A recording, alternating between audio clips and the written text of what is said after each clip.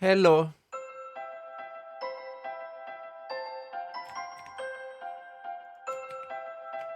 There we go.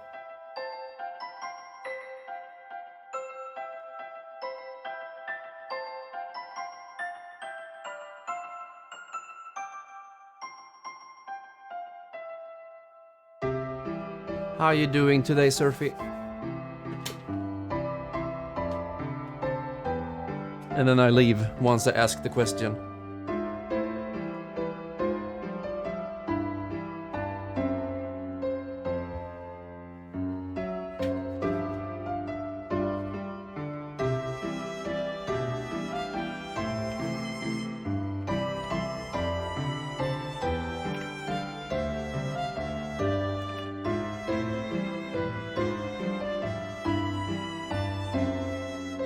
Aw. So, I guess. But yeah. Keeping busy with projects and stuff. So it feels a bit better.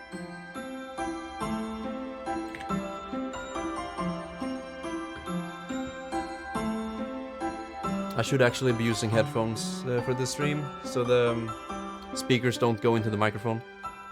But it should be good, hopefully. Wow, he's live! God damn. Okay, so we have two folders here. Videos. Yeah, it didn't go 2 months this time. But I said at the end of the last stream that I was gonna stream while recording video footage for each game on the top 20 list. But I didn't. I did it upstream. But we did this yesterday, recording all the voiceover. So now we have two folders here with everything. Now it's time to start editing. You're looking good for a Swedish handsome man. You know, I was expecting something better. You know, you're looking good for a Swedish dick twister or something, like you usually say. But you didn't, so yeah, thank you. Hope you're having a good day, Lakota. I read your message when I was about to fall asleep, you know, about your stream. So I went to your channel and you weren't live, so I was like, fuck it. And I fell asleep. So I couldn't be, you know, there on your stream to give you a viewer. Maybe next time.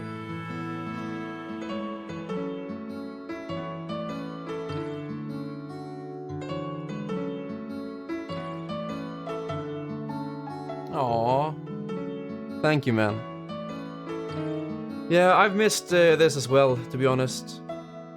Not just streaming, but making things for the internet. I've been making things on YouTube and the internet since 2006. So it's kind of like, you know, it's a big part of my life.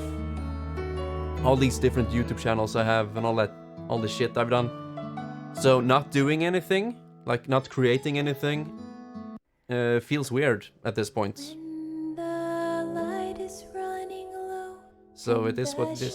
Start to grow, and the places that you know seem like fantasy. Yeah, you're doing great, man. You see, you're keeping yourself busy with important stuff, work, and a daughter of all sorts. I mean, you're doing really great. You know, sometimes I ask myself, what the fuck am I doing? I have neither. And we have Mend, Squid Boy. It's been some time. Streaming on YouTube. So, pause the music for now. And we're gonna see how this sounds. Now, instead of editing the audio for each and every file individually in this list, we might as well just put all of them as like one entire track and then edit the audio on that track. And then we can nest all the tracks together as, you know, one track and cut them up for each part. So yeah, work smarter, not harder, I guess. Now, it's been a while since I used Premiere Pro, so we'll see how it goes. But there shouldn't be a problem. You see, that's what I feel as well, very quickly. You know, I feel unproductive, not doing anything. And, you know, it's so funny. I feel that even though I am productive, because even though I haven't streamed or uploaded, you know, anything for like 2 months, I have been productive because I written a song. You know, I wrote the top 20 games list, and I also have you know, a full cover project. So I am, you know, productive, but it feels like I'm not. It's so weird. I don't know why.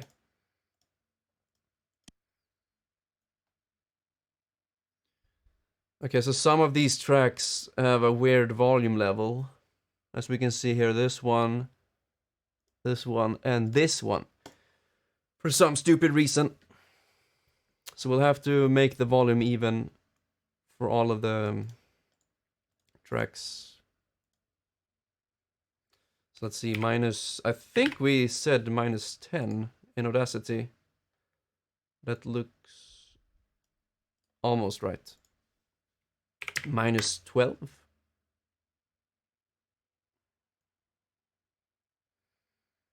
She's already 2 years old. Goddamn.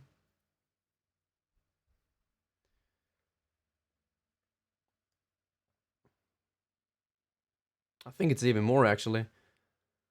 It's -14. Yeah, somewhere around there. And then we do the same for this and this one. -13 looks almost good.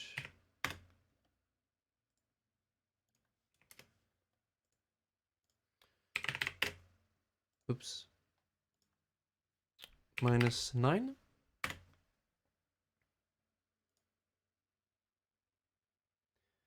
Okay, all of the audio tracks seem to have pretty much the same amount of volume.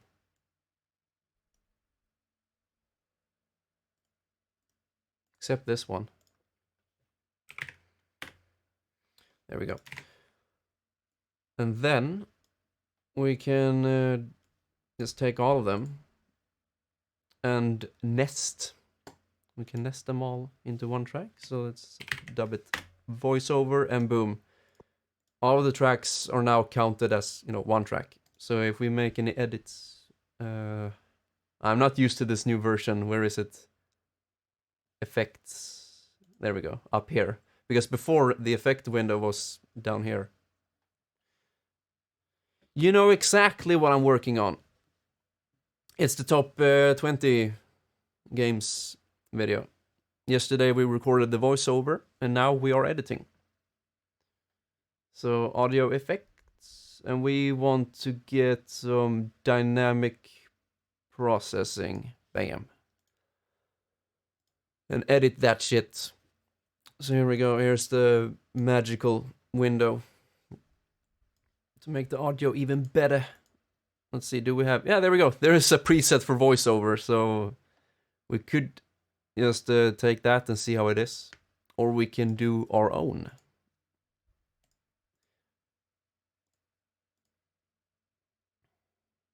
Rap vocal. No, rock, I mean.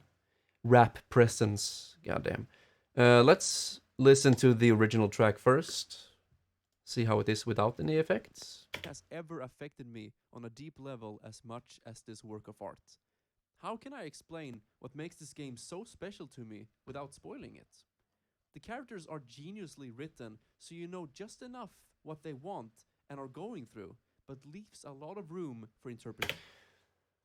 Okay, so this is wrong already. Because now we have the end in the beginning, and then vice versa. Exploration and experimentation of your own accord. The elements play a big role. Okay, so the order is all fucked up, it seems. I don't know why. It doesn't even say which track it is. Yeah, it does up here. 19, 20. Where's the intro? Is it all in alphabetical order? Hej Amnixia, hur mår du idag? Din jävla lus. Var fan fick du den emoten ifrån? Fucking hacker.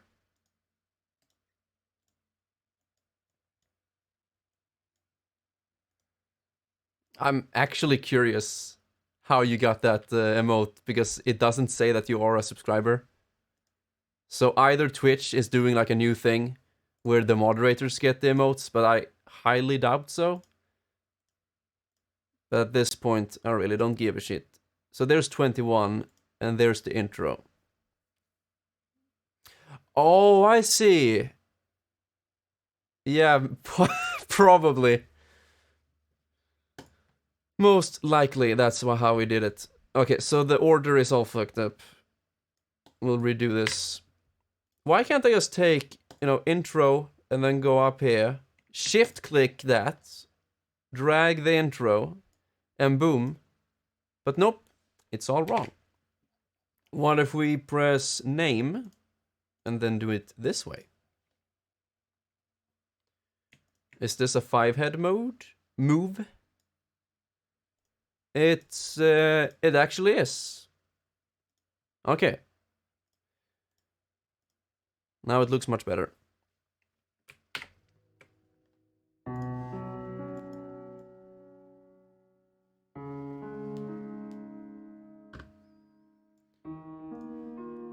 Okay. Down with you. Minus 15 on that bitch. Minus 13 on that one. In the end, it doesn't really matter. All of these small volume changes. Because the compression is gonna even it out.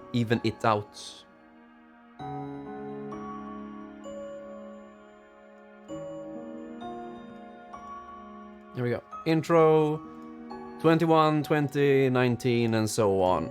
Yep, looks good. Now we go ahead and nest this shit. Call it voiceover. Boom. Dynamic processing. Edit that shit, and here we go. Away with music, and let's go ahead and listen to this shit. And see if we can find a good volume for it. Greetings, everybody. Okay, so the first step, I'm gonna do this as a tutorial, because, what else am I supposed to do? Just sit here silently and work on this shit, and no one is understanding anything? Okay, so with this new version of Premiere Pro, they show the volume in real time. They didn't do that before, so this is much better. So we want to see where the silent volume is, aka when I don't talk. It's around minus 70, 60. Around here. So we want to make a point like there and there. And so when it's under 60 decibels, it's gonna go down drastically. Let's say around there.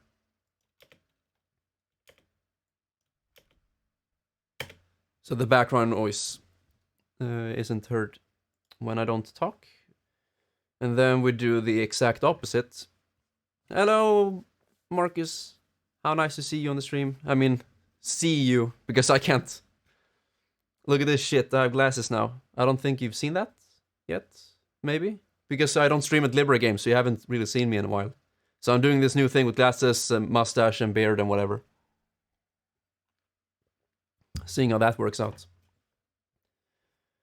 Okay, so now we're gonna do the exact opposite. We're gonna see what the volume is when I actually talk in the recording. Maybe? Yeah. Journey, released in 2012 for the PlayStation. Around minus 20. An artful and peaceful experience that wants you to take your time.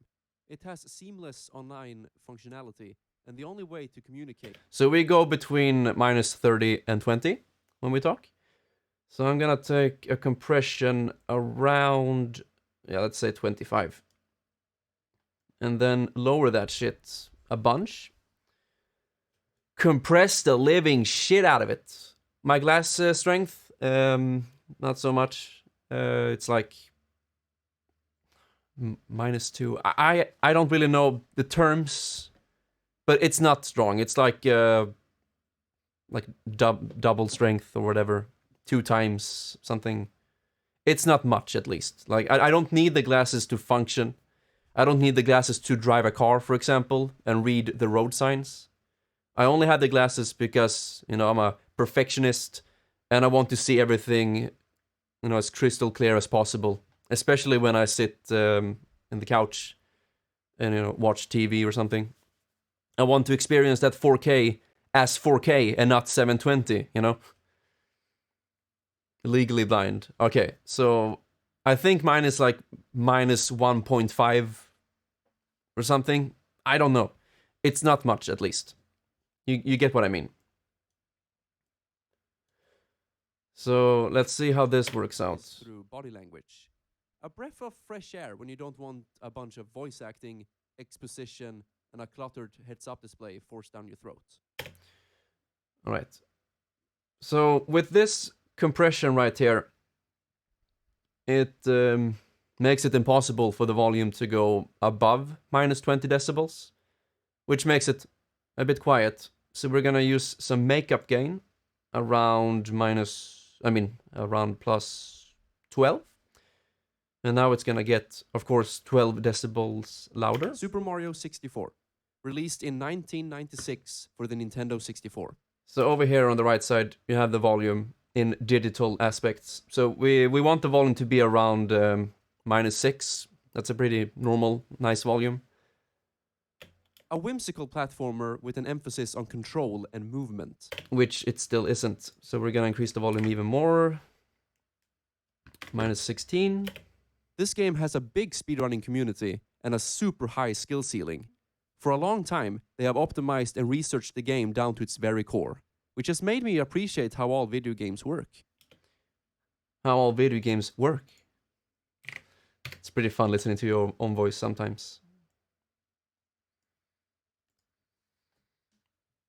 You can't read with your left eye? Goddamn. Huh. Now that's weird.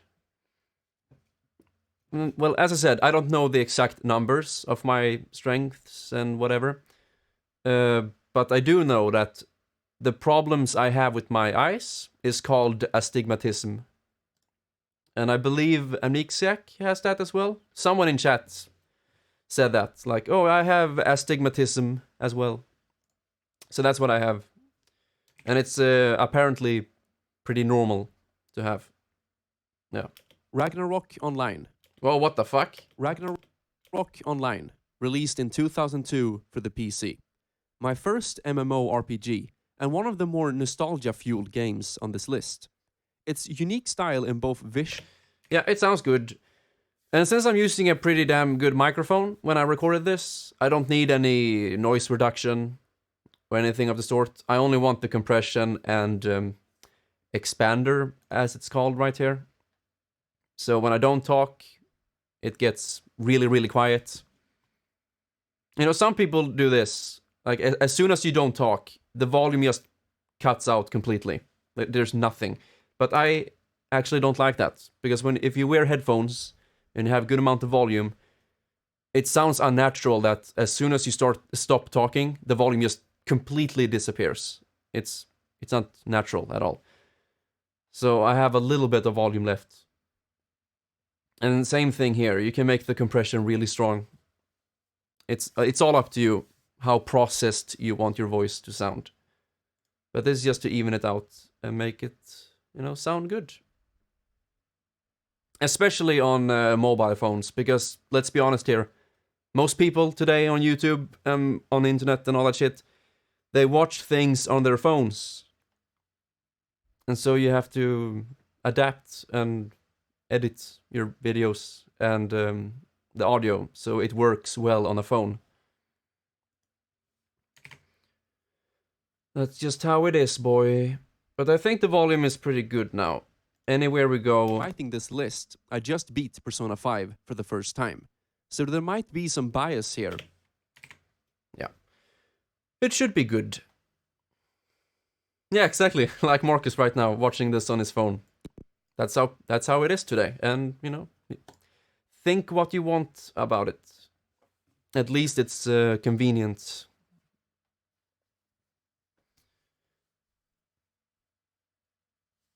Yeah, maybe.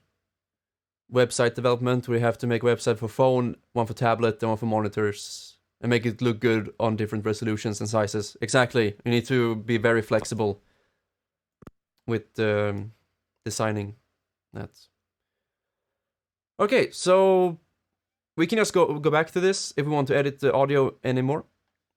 And we will make changes to everything, not just that particular part. This for the entire audio track. So now we're gonna go ahead and add some videos. And this is, of course, the intro right here. Greetings, everybody. My name is Alex, and welcome to my top 20 games as of the year 2020. So, I don't have any video footage of this. You know, of myself, like most YouTubers have. Filming yourself, look into the camera and say, greetings, everybody. Hey, what's up, guys? All that shit. Oh, yeah, of course. I appreciate you tuning in, even though it's so late. So I'm thinking, what should I have? You know, video footage of the intro. I'm thinking something that can... something that works for every single game. And that would be Smash, to be honest. Let's see if I have... like the intro for Smash Ultimate. Because it features so many different characters in different worlds. So it kind of fits the list. So I'll just go ahead and take the whole shit. We'll take away the audio track. Are you gonna go right now? Okay. You have a good night, Marcus. Thank you, and see you later. Okay, it's not updating at all. Oh, there we go.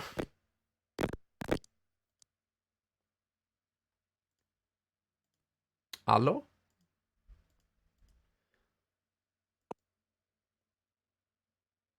Why is it so fucking laggy? And the only way you to take your time, like around here. This can be the intro, you know, the video. Greetings. And of course we need to edit so the voice starts around there. There we go. So this is how the video begins as of now. Greetings, everybody. My name is Alex, and welcome to my top 20 games as of the year 2020. There's going to be a short, spoiler-free description for each game. And as a quick note, there won't be more than one game from each series. So, for example, there can't be 2 Final Fantasy games. Now, before we start with number 20, here's a quick honorable mention. And then it can just fade out or something. We'll make it better as we go along. It's just a placeholder for now.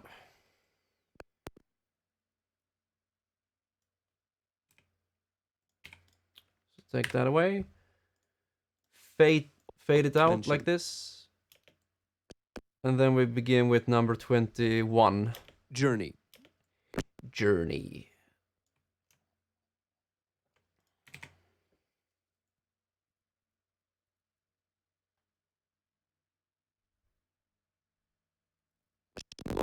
All mention. We can actually just start right away. Number 20, Super Mario Kart. How about no?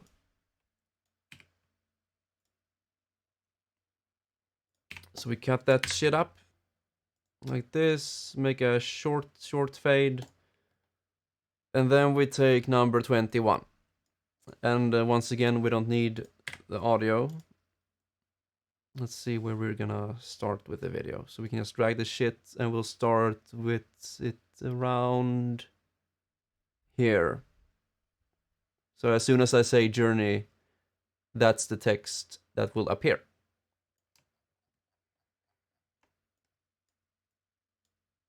So we can fade that shit in. Kind of like that. Let's see how it looks. Honorable mention. Journey. Released. So that's a little bit too quick, you know, honorable mention and boom, Journey. So we'll have a longer pause, like a full second pause. And so we can make the video fade in more slowly. Honorable mention. Journey. Released in 2012 for the PlayStation 3. An artful and peaceful experience.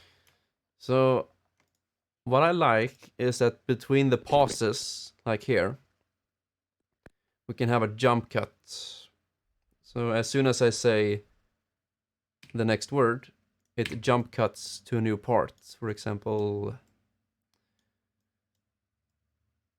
yeah, like this part where I slide down, like this.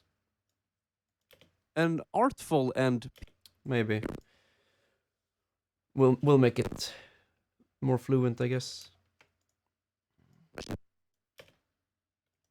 mention. You know, I actually want an even longer pause. Because I want the viewer to have at least 1 or 2 seconds to guess what the game is before I say it. Because that can give people who know about the game, like that, oh, it's that game, you know? They can figure it out for themselves instead of me just saying it right away. So we're gonna add some Journey music right here as it fades in. Like around here. We have some Journey music.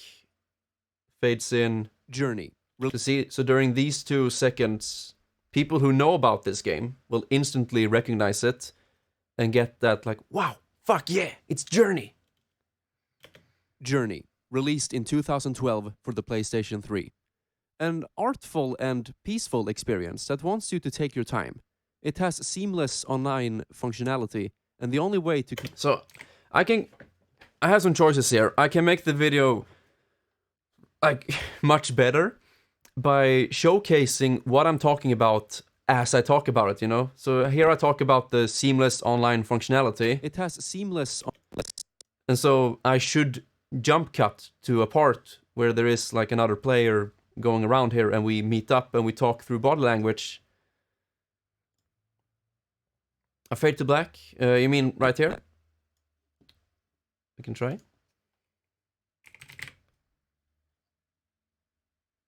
Dip to black. Let's try that. An artful and... Like that? An artful and peaceful... online functionality. But yeah, I won't go that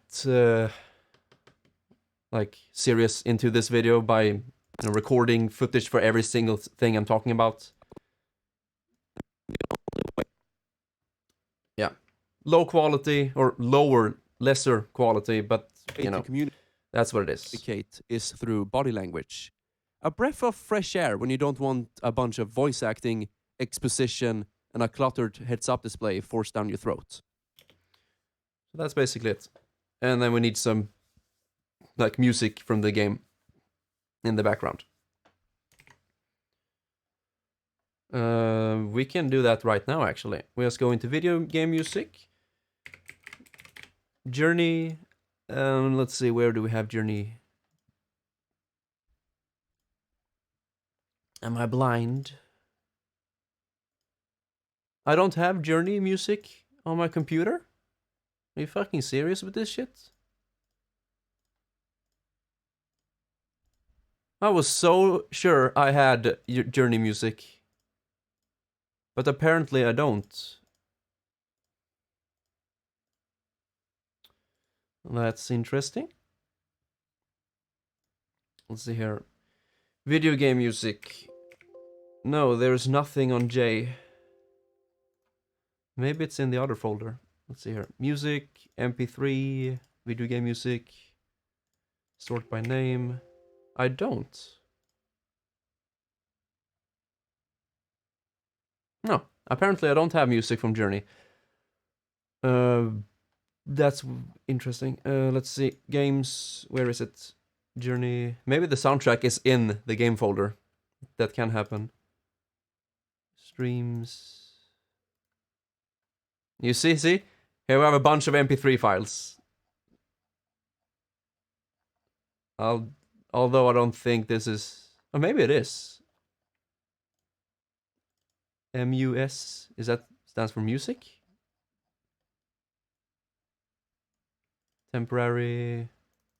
Okay, let's take all of these MP3 files. Put them in a new list. Oh, wait. Add folder. Boom. Select folder, I guess. Yeah, we can do that. But here we have all the songs. We can list off the duration in foobar. So here we have 420. Nice. Let's listen. Yeah. So here we have some Journey music.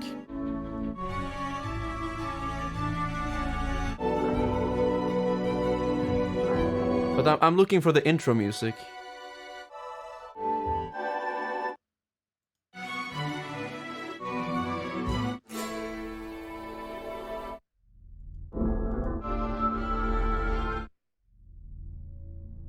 Maybe here?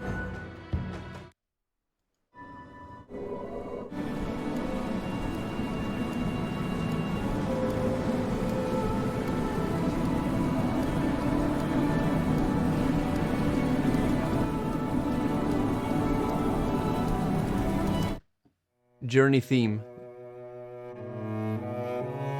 Yeah, this is perfect. We'll take that. Put it in here.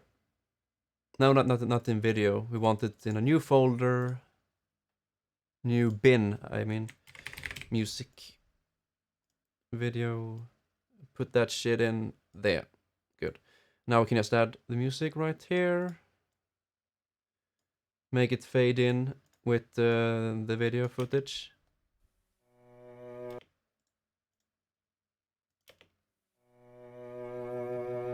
Journey, released in 2012. So the music is a little bit too loud. I generally do a normalize max peak to -12. So the absolute loudest part of the song is at -12 decibels, which usually sounds pretty good. Journey, released in 2012 for the PlayStation 3. An artful and peaceful experience that wants you to take your time. It has seamless online functionality, and the only way to communicate is through body language. A breath of fresh air when you don't want... Still a little bit too loud, actually. Max peak, let's say -15. And the only way to communicate is through body language. A breath of fresh air when you don't want a bunch of voice acting, exposition, and a cluttered heads-up display forced down your throat. So why does the audio crack there? Exposition and a cluttered heads-up display forced down your throat. It happens sometimes, but as long as it's not in the original audio file, it should be good. Down your throat. And then we can just fade it out like this.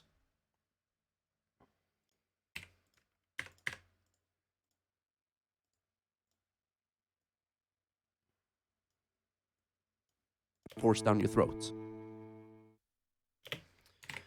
And then boom, we move on to the next one. But first,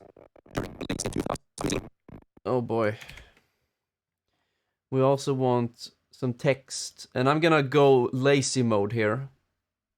We have this section called Essential Graphics. So we have some templates of texts and whatever. So we can add maybe news, gaming.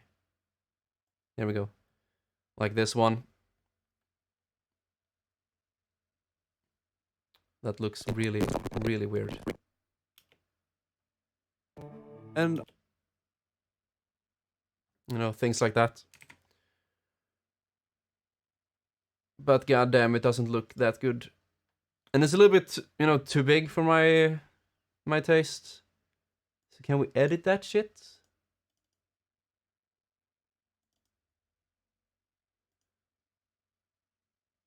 Wait, can you resize it?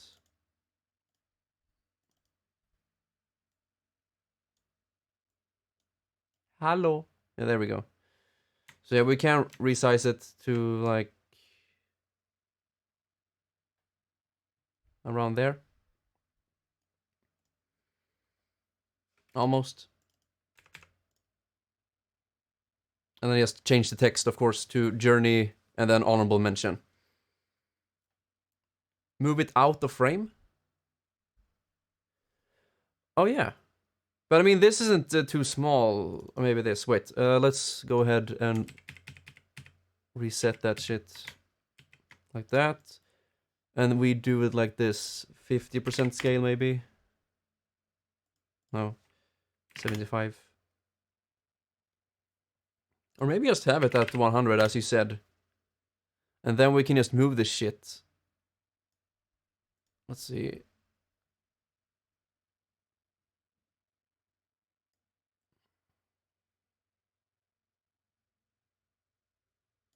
Wait, let's go with the safe margins. That's a general rule. Because some people, or actually most people, to be honest, who watch things on their smart TV, they don't have the full size, like, they don't have the entire size of the video. They crop it. It's a default setting for most smart TVs. So that's why you have these safe margins when you edit. So the people who don't have the entire screen, they can at least see this. So I usually go after that. So, does that look good?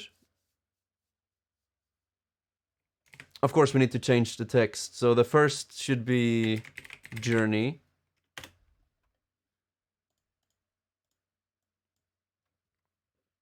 And then we change it to honorable mention. Like that? Or maybe like in reverse. No, that's the title and subtitle. Maybe we can also use this 2013 PS3. Let's see how that looks. Yeah. A little bit too big, actually. Maybe we shall have caps. All caps. Yeah, the font is pretty weird. It's the 10 minutes one. Do you have a font you recommend? I have lots and lots and lots of fonts. Comic Sans? Nope. Circus.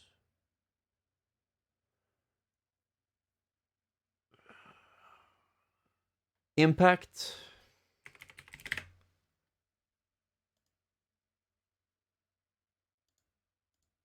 No, it's a little bit too fat. Video Comic Sans. Yes. That's what they did with Silent Hill 2. They added Comic Sans in the game.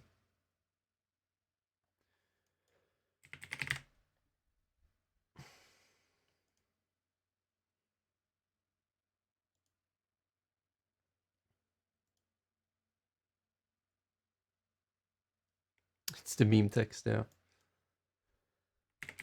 I like Roboto, actually. Let's see. Light, medium, regular. Thin? Yeah, now we're almost talking. Roboto, italic, regular. There we go. This one is alright. I kind of like the honorable mention. Looks pretty nice. But yeah, we need the same on both.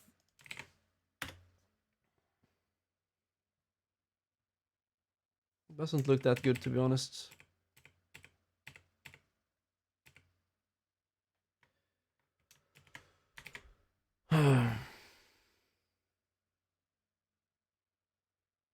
Nej!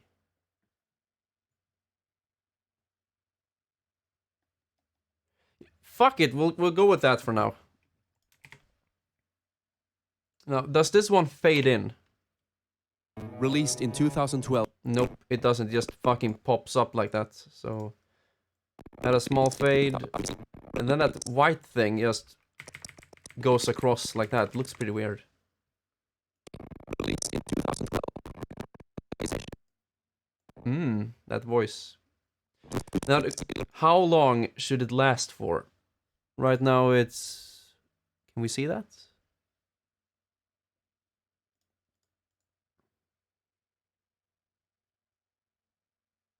Frame hold, speed duration, here we go. 8 seconds. How about, no, how about 4 seconds? We can't. God fucking damn it. There we go. Fade that shit out.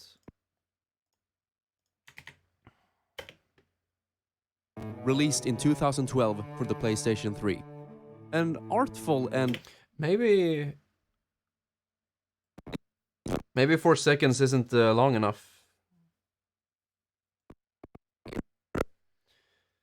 But the more things we add to the project, the more it will lag. So hopefully it's... Journey, released in 2012 for the PlayStation 3. An artful and peaceful... Fucking lag, man. Stop it. 3. An artful and peaceful experience that wants you to take your time. It has seamless...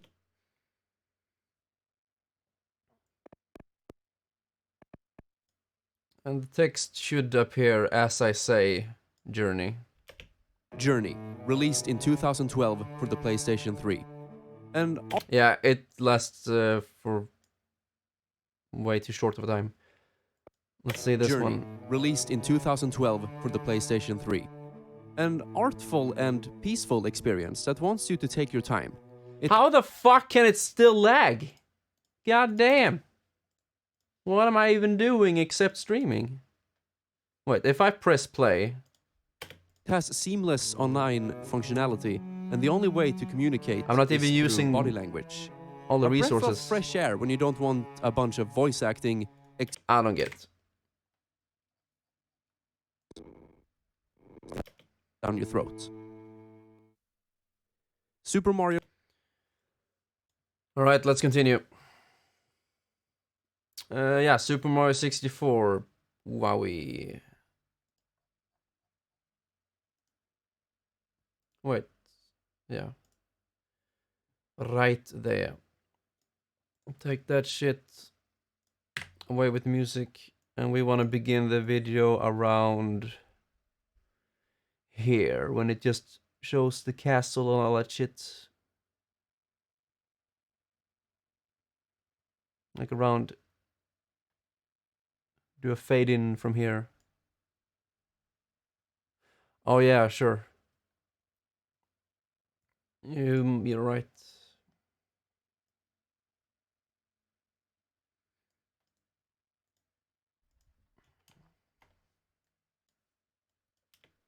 Super Mario 64. Once again, I want the game to show itself for a bit before I say the title. So we'll have a short pause.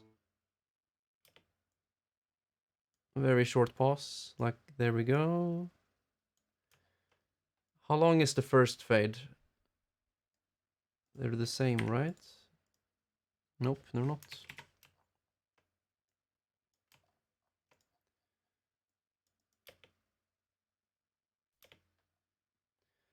And also we need to scale this shit up. Now, what do you guys think? Should I do it like this, so it's 4:3? So we have the black bars to the left and right, or should we just crop zoom it so it fills the entire screen? Now don't worry about resolution, because it is recorded above 1080p, And the video will be rendered in 1080p, so it won't look blurry. So maybe crop zoom, like that. No, wait, 134. Original look. Yeah, me too. But we don't need the black bars under and over it, right? So we'll go ahead and increase it until it fills.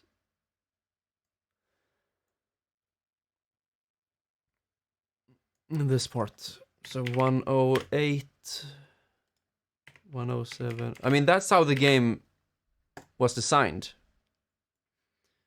for 4x3. Like that. Super Mario 64.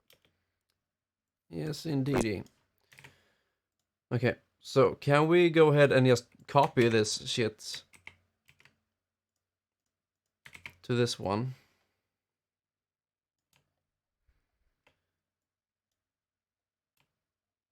That's not Journey. The fuck? So if I make changes to this one, no, it doesn't affect that one, so that's pretty good. So this is DSA DAS, my top 20 game.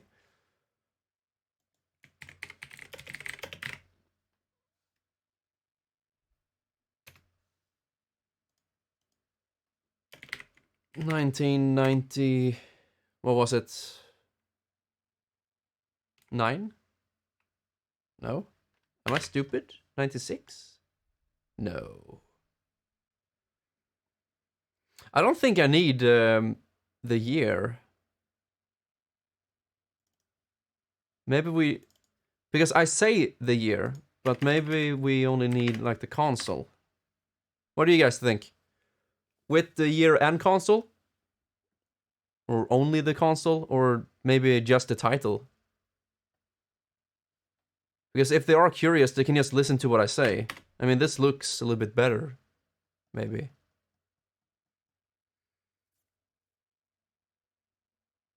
So keep the console text.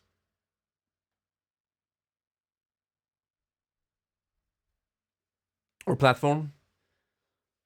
Like that.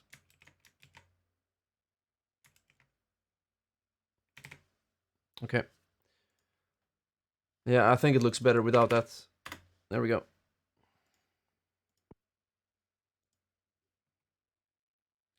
And this is not honorable mention. It's number 20.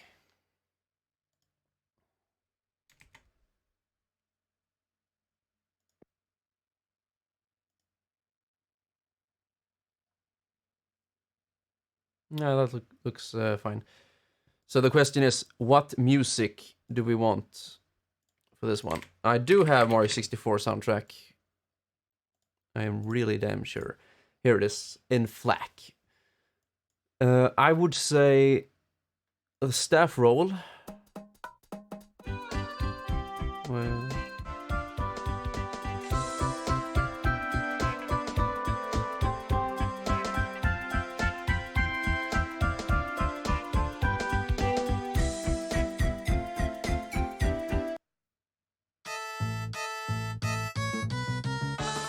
nope. Quite possibly.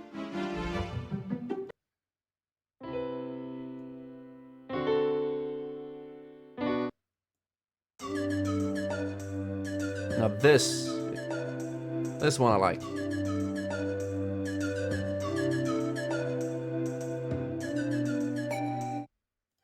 Or maybe just the opening.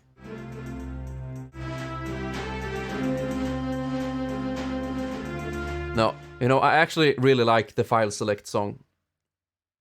So we'll go with that. And it's also because I follow that YouTube channel on the Pancake channel, Super Mario 64 Pancake channel. So he uses that song a lot. And so, I don't know, it grows on me a lot. So make a folder called music. This is place number 20, so we'll just name it 20 to make it easier. place that shit in. And the music bin right there. Bada boom.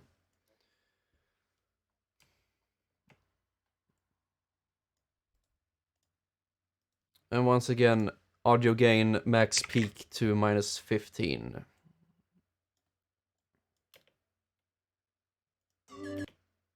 And the Super Mario 64 text will appear when I say it.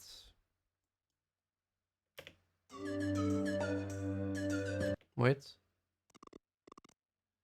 Okay, so the music doesn't begin right away, so we'll do it like that.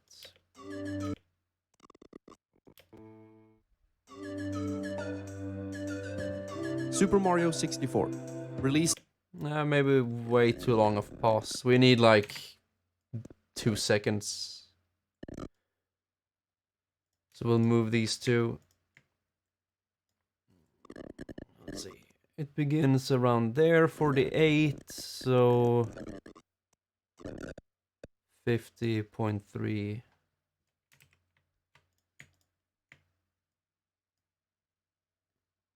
That's probably better.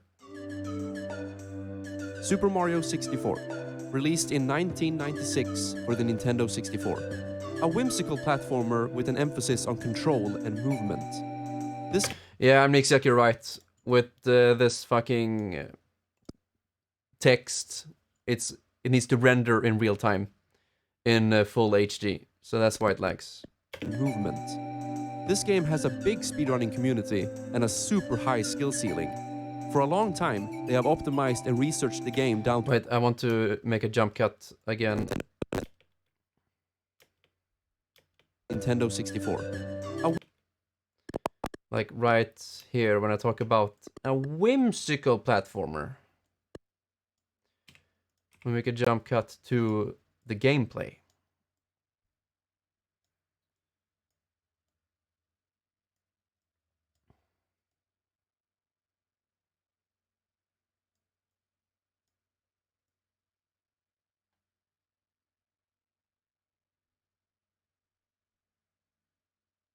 Around here with the first jump, I believe. There we go. Much better. Okay, so are we going with the dip to black, as Amnesiac said?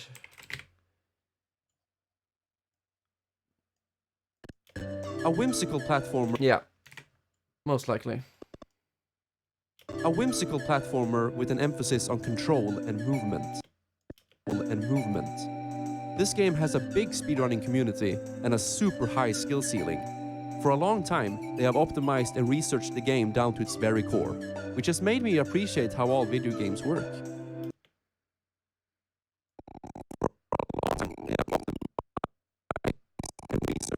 The game down.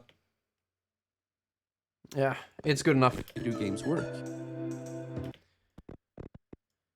There we go. Cut that shit up.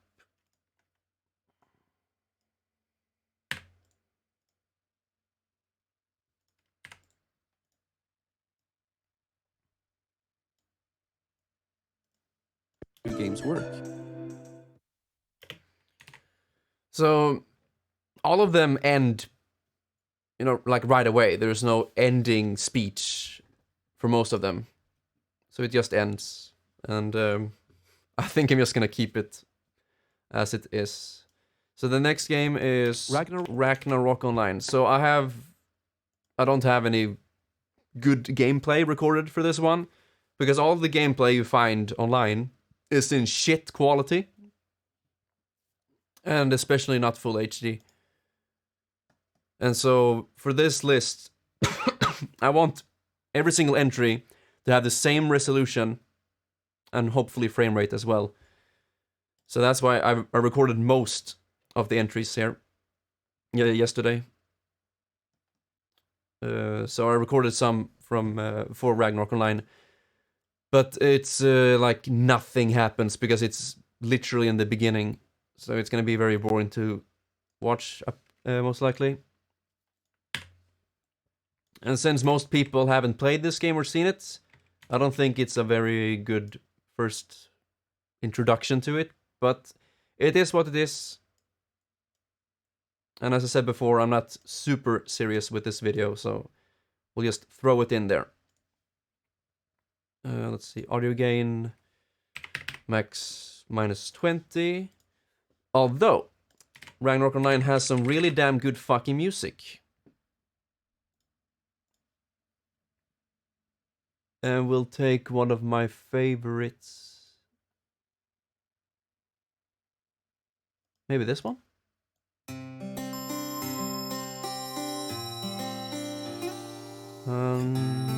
Maybe not.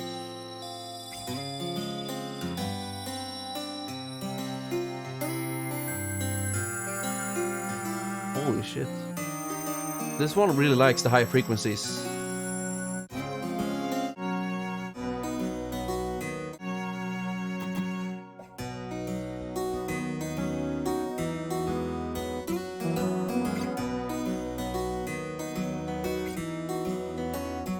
Yeah, I love that song, but not for this video.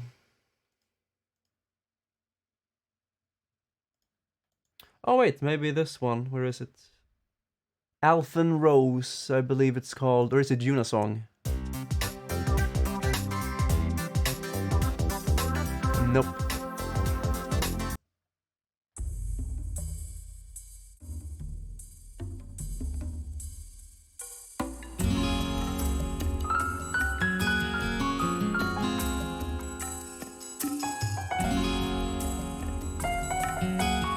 You know, a quick note about this music, for me personally.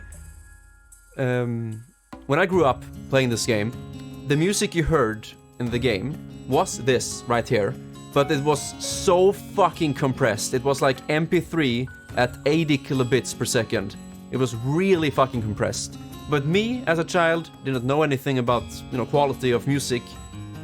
I just accepted it as it was, but when I grew older, I was like, you know, this sounds pretty fucking bad. And so I downloaded the original soundtrack right here in FLAC, which is of course not compressed. And holy shit, I was like, god damn. Like this music I've heard so much, like on loop for hours and hours in compressed shit quality. And then I can hear it in this CD studio quality instead. And I like almost started crying. Like holy crap. Imagine listening to a really good album for many, many years in shit quality that you didn't even know, and then hear it in pristine quality. It, you know, it affects you in a bit. Okay, I like this song, but I don't think it works that well.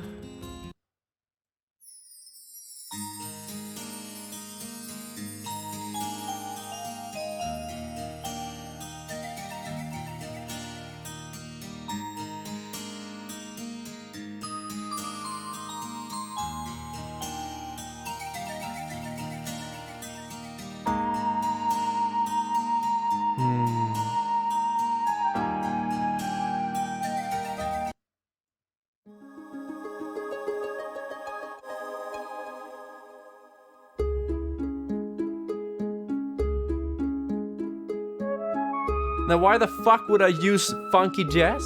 I need music from the game.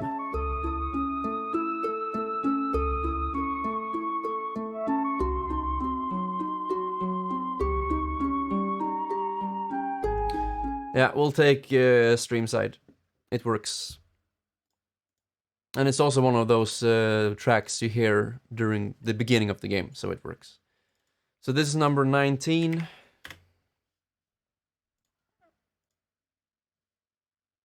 And we'll add that shit in here.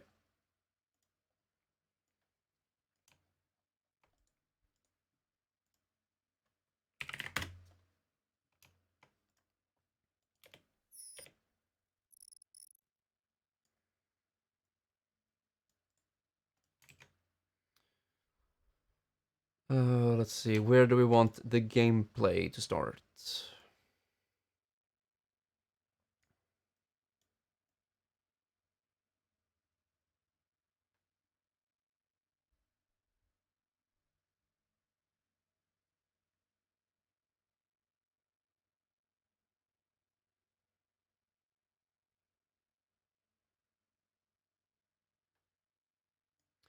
That's good enough.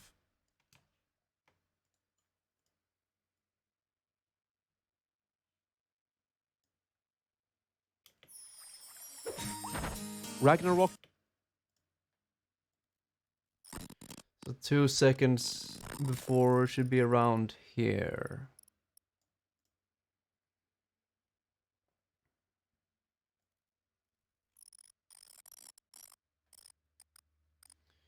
Okay. Let's copy and paste this one over here.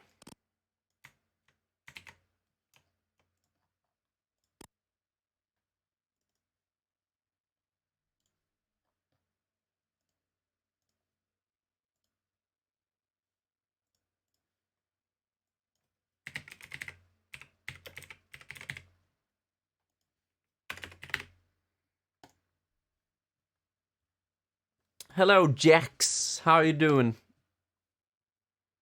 Okay, so the looks a little bit weird there, but that's how the game is spelled, so we'll go with that. This is my top 20 games as of the year 2020, and we are now editing. Goddamn. We're editing the video. Late gamer life. Fuck yeah. So yesterday when you visited this stream, we recorded the voiceover, and now we are editing the video. You don't like this game? Well, that sucks. Let's see how we can make this look. I feel like the audio is... The game audio is off sync. Yeah, it is. Maybe.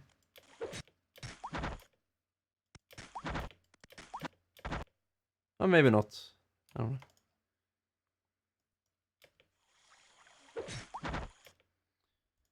Ragnarok Online, released in 2002 for the PC. My first MMO RPG, lag. and one of the more nostalgia-fueled games on this list. Its unique style in both visual and gameplay design has always spoken to me. This game has a classic type of feel to it and doesn't hold your hand all the time. It rewards exploration and experimentation of your own accord. The elements play a big role in how damage is calculated, so you can't really use fire against a fire-type enemy. Wow, dude! Is that a fact? This sounds obvious, but you'll be surprised how many games of this genre don't care about this. My favorite... It's actually true though. This microphone right here is a Rode NTG2 condenser shotgun microphone, which I stole from school. So don't say anything. I actually stole 2 microphones from school. Okay, before you call me a thief, it was an accident. It wasn't on purpose that I stole the microphone. I I realized like half a year later after I graduated, like, goddamn, I didn't return this microphone, and now I have it, and it's a really nice microphone. I think it's like $200, but it sounds pretty damn good, and it is a condenser microphone, so I'm happy with that. And then for music, I use a Shure SM57 microphone.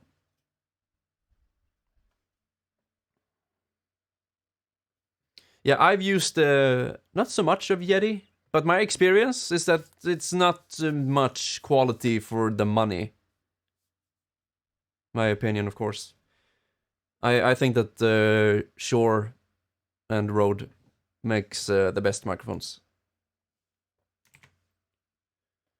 The elements play a big role in how damage is calculated, so you can't really use... I think the voiceover is quite low in comparison to the music.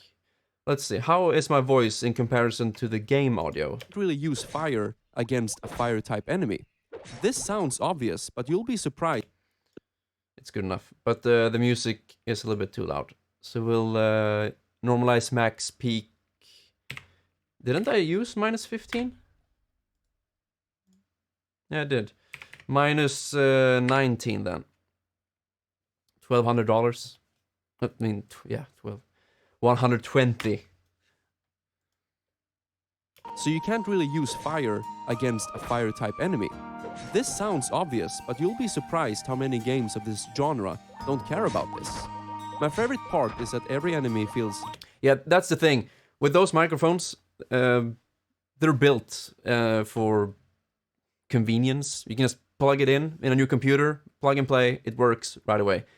With microphones like these, the ones I have, XLR, of course you need the cord, and then you need an audio interface, and then you need to plug that into your computer. So extra steps, but you get more quality, and you get more control. And that's what I like. different and has its own place in the world, and each have their own card.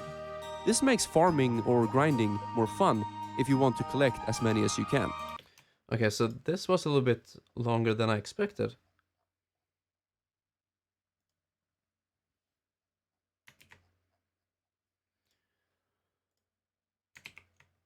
Nope.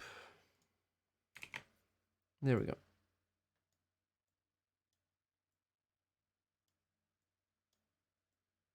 So I wish I had more gameplay footage than this, but I can't find anything of good quality.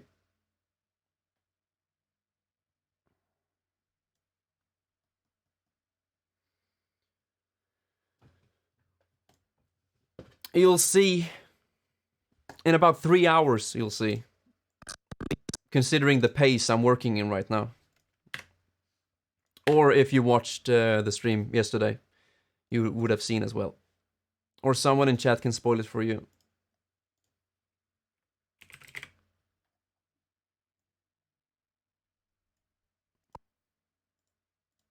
Grinding more fun if you want.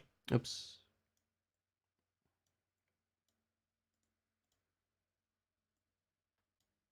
Or grinding more fun.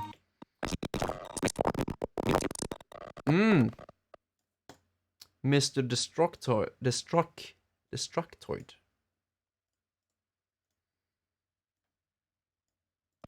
Card. This makes farming or grinding more fun. The fuck?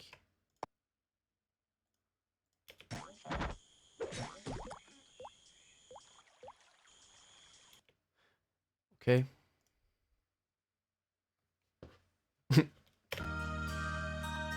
Kingdom. I mean, I could, but you know, it's an online game, so it just takes a bunch of time. Level up and all that shit, and so I'm not 100% pleased with just, you know, this part, but that's how it is. We'll go for that with that for now. And to be honest, no one gives a flying shit about this game, so I don't really give a damn myself.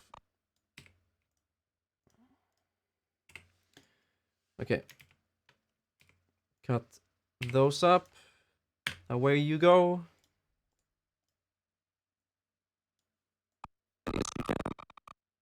Oops.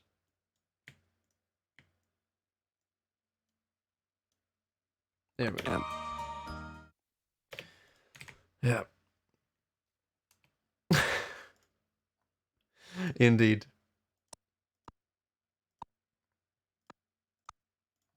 Okay, the next game is... I'm actually not sure. It is Kingdom Hearts. Wow. And I recorded this off YouTube, so kill me. But I didn't have the means necessary to record my own gameplay footage right now. So now I don't know that much about you, Jax, as of now. But my first impression, it feels like you and Amnesiac are like close buddies in real life. The way you two talk, not just to each other, but to the streamer as well. Feels like you're like landing, sitting in the same house, sucking dick and playing games. I mean, that's all you need, right? So we need this part with Cloud for one specific part, but we're gonna begin with the B. Very close. Indeed. So unlink that shit.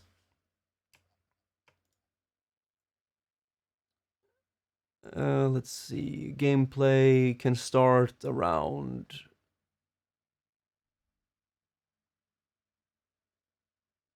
around there.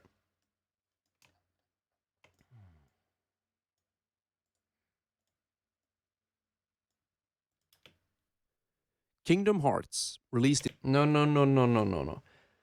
Okay, 5.4. We want 3.4. So move that shit up. Now it's 6.3. So 4.3 around there. There we are. He's a mod for a channel that I've been watching for like 6 months. Time flies. Chat content. Well, you're doing a good job. So, my dear friends, if anyone gives a shit about Kingdom Hearts,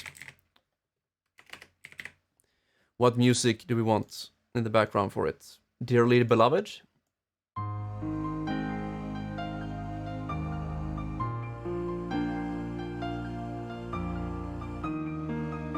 Yeah. And guess what? I didn't finish it. Like always. But I really want to... Well, I have finished the first game 100%. And I really like it. The second game, I've only played like 4 hours, I believe. Yeah, around 4 hours. But I want to finish the second game and the games in between. Because the third game is something I want to play. But on the base PS4, it sucks major dicks. Because uneven frame pacing and things like that. But now, at Libra Game, we have a PS4 Pro. And on the Pro, you don't have uneven... You don't have good frame pacing. So now I can finally play the third game with frame pacing. So now I want to finish the second game first. So. And don't tell anyone, but I might borrow the Pro home so I can play it here and stream it. Wow. So yeah, I'm thinking about Dearly Beloved for the song in the background, or maybe this one. Because everyone hates it. Yeah, consoles Omega lol, but I wish this game was on the PC, but it isn't. That's the only reason I have a PS4 and a Nintendo Switch. Or maybe not, but I have the PS4 for exclusives. I have the Switch for exclusives, but also for handheld. So, for example, I play Final Fantasy VII right now on the Switch, and it's really nice to play it handheld. Yeah, exclusives suck, but that's how it is. Especially with Epic Game Store. God damn, I hate that place so much. They make indie games exclusive with contracts and shit. And then they offer free games to everyone, so all the 13-year-old boys are like, Fortnite, and free games, woo! So yeah, I fucking hate Epic Game Store, but I might be a boomer who likes Steam and only Steam. I don't want a bunch of launchers. It fucking sucks.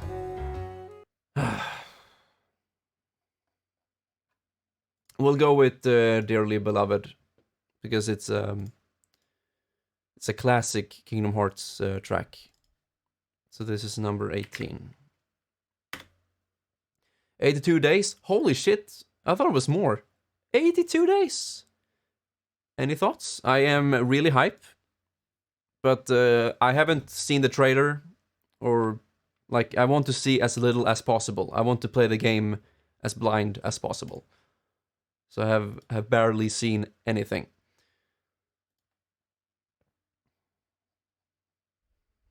Although, actually I want to show you guys this. Speaking of Resident Evil 3, I'll be right back.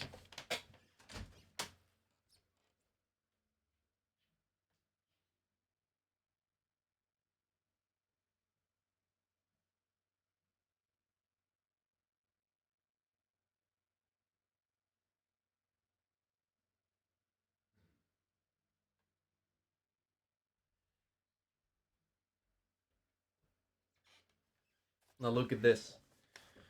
I'll show it once Jax is back, because I believe he likes Resident Evil as well, because you two are so alike. Let's see, number 18 right there. Away you go. Put that music in there, boy.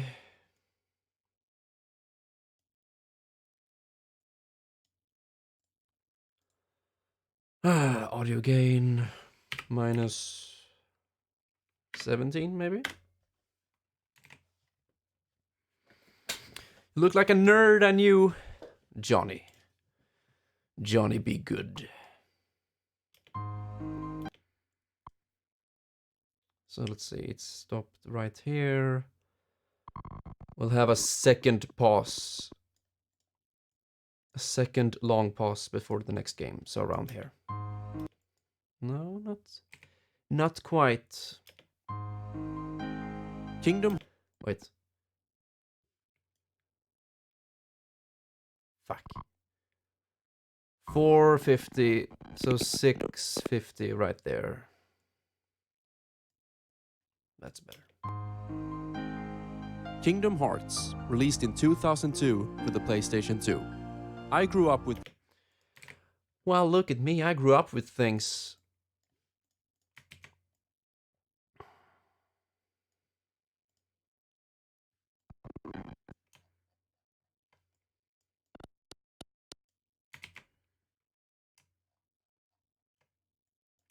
Now, before we continue, let's just make sure that everything we've done so far is unaffected and looks good. Greetings, everybody. My name is Alex, and welcome to... Oh wait, we don't have any intro music. Here we go! Because now I'm not talking about a specific game, Lakota. So what music do we want in the background in the beginning of this video? You guys decide. I have 16,476 individual music tracks for video games. All here. I got so much shit you wouldn't even believe it.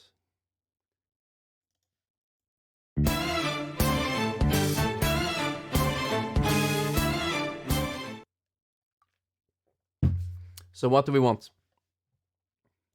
Stream music. Yeah, we have golf clap.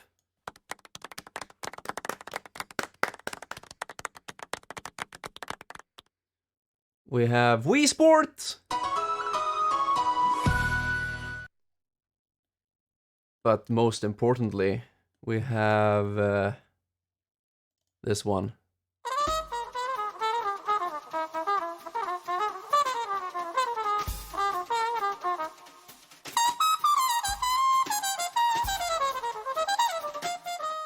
Slow tone Zelda. Yeah, I have Zelda for you, boy. Let's see, there it is. So we have... the fuck? Am I blind? There we go. We have Link's Awakening, Concert, 30-year whatever, Breath of the Wild, every single track from Breath of the Wild, Link Between Worlds, Skyward Sword, and so on. The tennis, oh yeah. I like the tennis one. Am I blind? There it is.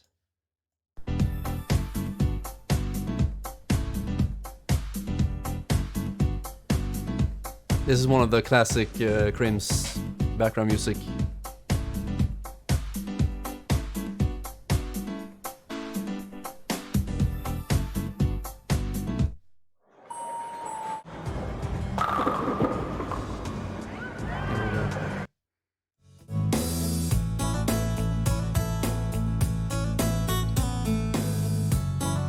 It's too sad.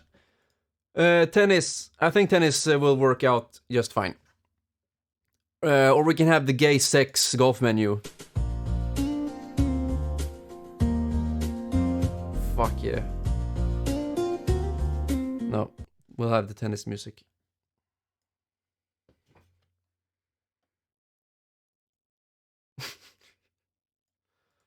Audio gain minus 18. Greetings, everybody. My name is Alex. Wait a sec. It doesn't start right away.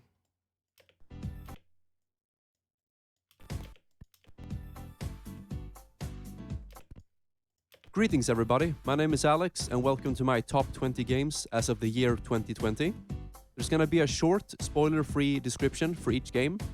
And as a quick note, there won't be more than one game from each series.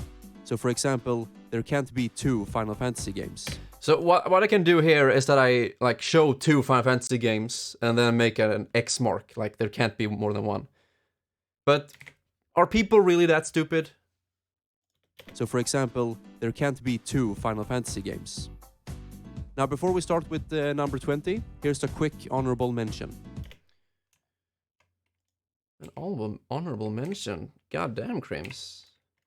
You sound like someone almost gives a shit. Quick honorable mention. Honorable mention. Journey, released in 2012 Yeah, good enough. for the PlayStation. Viral video, It yeah, has sure. seamless online. I mean, how many views does my last top video? Let's see. It's on the Crims channel. Wowie. I think I have a playlist for popular uploads. Wow. Where is it? It's not even here. Or is it? Am I blind? Ah, there it is. So I made this one. Oh, don't listen to my voice, please. Holy shit. This was in summer of 2012. Highest replay value games. And it has below 10,000 views. So, I mean, I'm not having any high hopes, but yeah. Oh boy.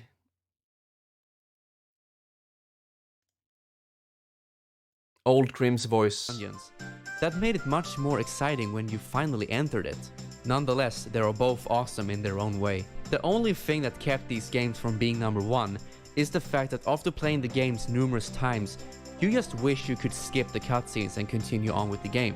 With an amazing soundtrack and top tier gameplay, these games are something I will never grow tired of, and I will definitely be playing them every so often for the rest of my life. Amen, brother. That wasn't so bad, actually. Young Crims. Oh boy. Wait, speaking of Young Crims, wait, isn't that... where is it? There's a video where I show my emo-ish hair. This one. Oh god. This is for you, Goose. Holy crap. Oh, that was way back when. Look at that fucking hair, dude! Damn! And of course, we have Rarity on the wallpaper, goddamn. Okay, dude, let's go. Functionality, and the only way to communicate is through body language. A breath of fresh air when you don't want a bunch of voice acting, exposition, and a cluttered heads-up display forced down your throat. Thank you. Super Mario 64, released. I kind of want the same pauses for every single entry. So like 1 second of darkness, and then 2 seconds of fade in.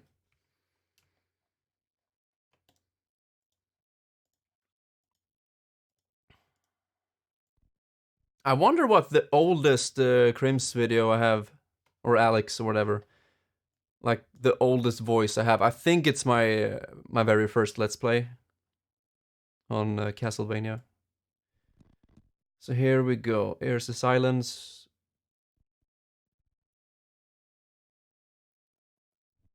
I mean, yeah, 2:22. Yeah, around 1 second. It's good enough. And the fade in is a little bit more than 2 seconds, but yeah. This video? Nice. Thank you.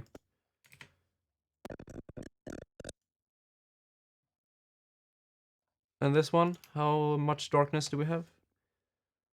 48, half a second darkness. I believe I want more. Or maybe we don't. I think that's good enough. You just want a quick breather before the next. Super Mario 64, released. Wait, and the fade in is... Yeah, 2 seconds. Good. And the same thing here. We have like a half-second pause and then a 2-second fade in. Yeah, good enough.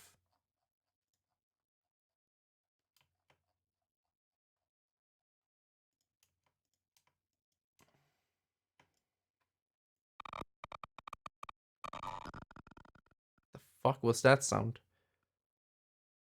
Okay, and here we go. 0.50. It's like a full second, right? Yeah, I believe that's a little bit too much. So 0.2 would be good enough. So from 50 to 0.2, that's a half a second. I think that's good enough.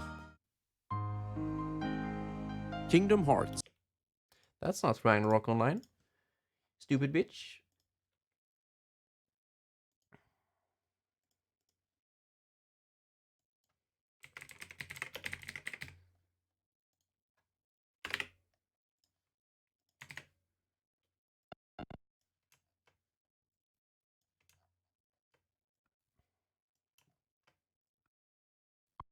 Okay, so 0.2. And the voice comes in at 0.2. That's good. Kingdom Hearts, number 18. Although this one isn't full screen. Or is it? Wait. No, it's not. For some stupid reason. There we go. Wait a fucking second. 100 and let's see, 100.7. I don't know why that is, but now it's full screen at least. Kingdom Hearts, released in 2002 for the PlayStation 2. I grew up with Disney and Final Fantasy, so imagine my surprise when Kingdom Hearts came out. Seeing characters like Donald and Goofy beat the shit out of Cloud Strife was something I never expected. Naturally, this isn't the only reason why I love this game. That's fucking pacing, dude. Seeing Donald and Goofy beat the shit out of Cloud Strife. But that's not the only reason why I love this game. Goddamn. And I sound so serious when I say it as well. So that's what makes it fun. Like, naturally, that's not... Naturally, this isn't the only reason why I love this game. Oh boy. It's comedic without me even trying to be comedic. I like it. So around here, I want to make a jump cut. Seeing characters... There. Seeing characters. We'll go ahead and clip that shit. Move it up. And then we have 18A, I believe. No, it's not. It's 18B.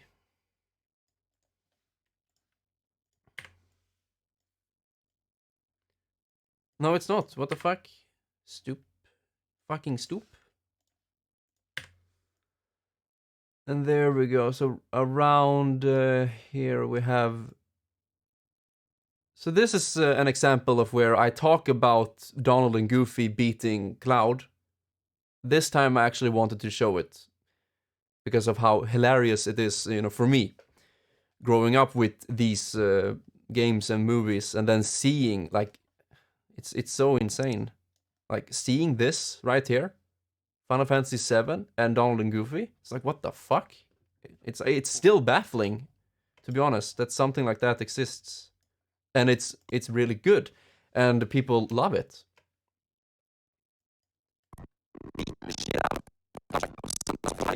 Voice.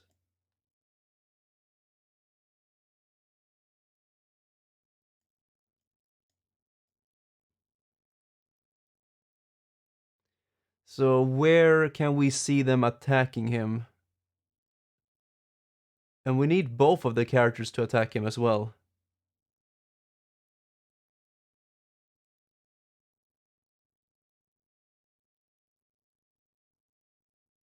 Okay, so around here. That's good enough. Do a dip to black right there. Seeing characters like Donald and Goofy beat the shit out of Cloud Strife was something I never expected. Naturally, this isn't the only reason why I love this game. Combining the whimsical nature of Disney. So around here, we'll have another jump cut. Ripple delete, and then move this shit up to, let's see.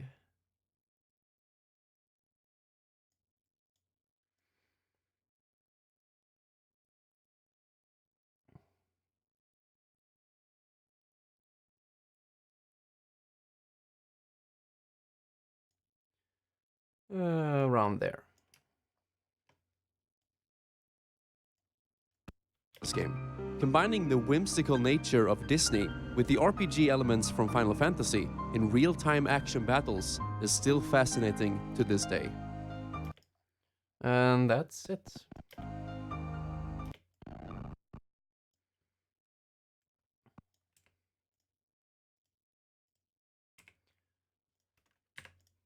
Bye-bye.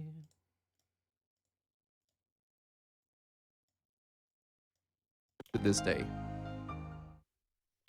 That's a pretty quick fade out. No? Fascinating to this day. Yeah, sure. Okay. Next game. Moving on quite nicely here. And the next game is... Unlink that shit. It is fucking Woolly World, baby.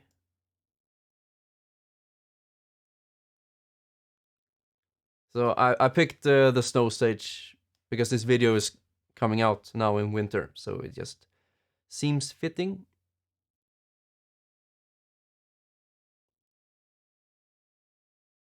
So around there. Indeed, indeed. Thank you.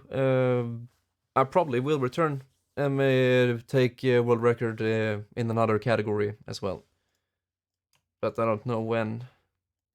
I have looked into it, like how the run is done, and already I feel like the other categories are more fun than the one I did, because there are less run killing potentials or risks, I mean, which makes the game a little bit more fun and less stressful. So let's see here. We want a half a second pause, so that's around there. That's exactly half a second. Resident Evil 3? I mean, I have no idea. You never know. So, what music do we want from Woolly World?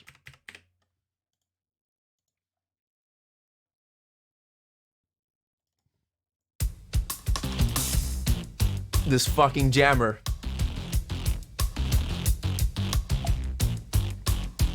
But it doesn't fit the snow stage.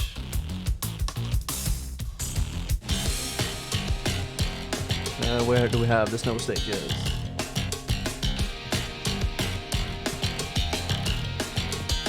This one?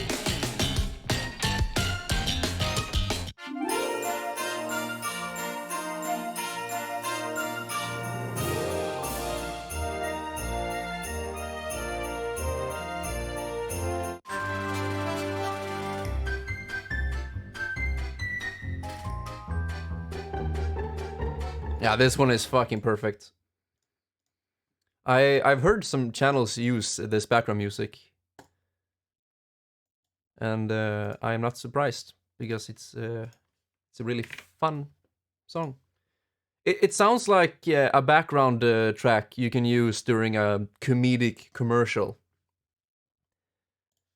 and it doesn't sound too much like Christmas, as Surfy said. So we'll go with Fluffy Snow. Here we go. It's a good one.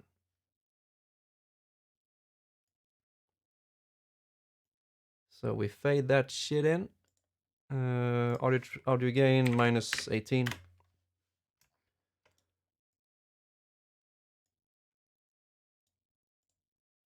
Fade that shit. Yoshi's Woolly World, released in 2000. Whoa. Is that really 2 seconds? 7.14. Yoshi's. No, it's not. So move this shit up. There we go.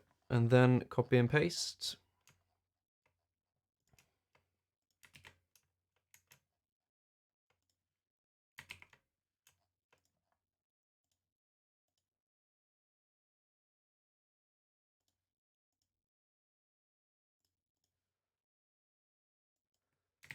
Yoshi's Woolly World. Number 17. Right? It is? Yeah, it should be.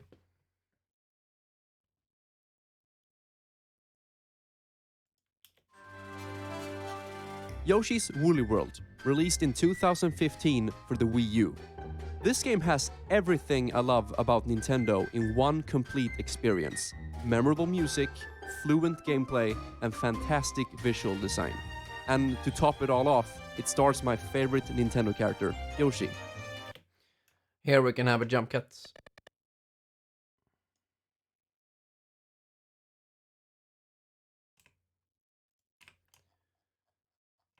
To somewhere else, let's see. Yoshi and cookies. So I want this section to end with the goal jump. So what I'll do is put this shit right here, I believe. And then extend that shit over there. Do the dip to black, and that should be pretty good. The co-op feature is really fun. Oh, okay, so now I'm talking about the co-op feature, but I'm not showing co-op, so that kind of irritates me. And it's easy to pick up and play, even for newcomers of video games. As of this video, I hold the world record speedrun of classic any Fucking bragger. no badges, one controller. Though this isn't much to brag about, since the game isn't popular at all. In fact, I feel like this is one of the most underrated Nintendo games ever. And I think it mostly has to do with it being exclusive to the Wii U, which was, unfortunately, a failure. Ah, Amnixac, you're in the video! Look at that shit! We can't have that. Get the fuck out of here, dude! Who does he think he is? Appearing in my video? I wanted to use this for the end. I'm kidding. Do you want to be in the video? Shall we keep that? It's actually pretty fun that this section ends with Amnixac saying, hey. Was, unfortunately, a failure. Hey. No, I'll keep it. I think it's fun. A failure. So let's see, a second of fade.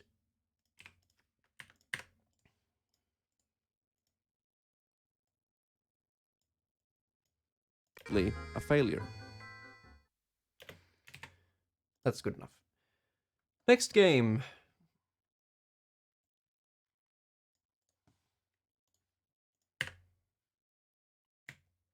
So 809. That's 39 exactly. And that's Persona 5, baby.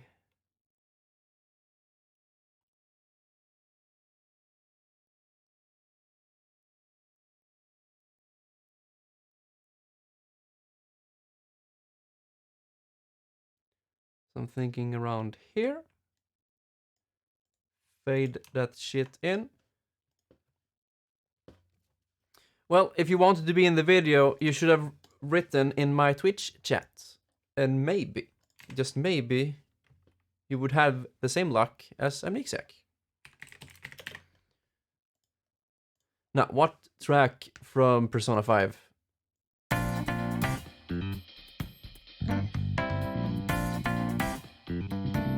Maybe.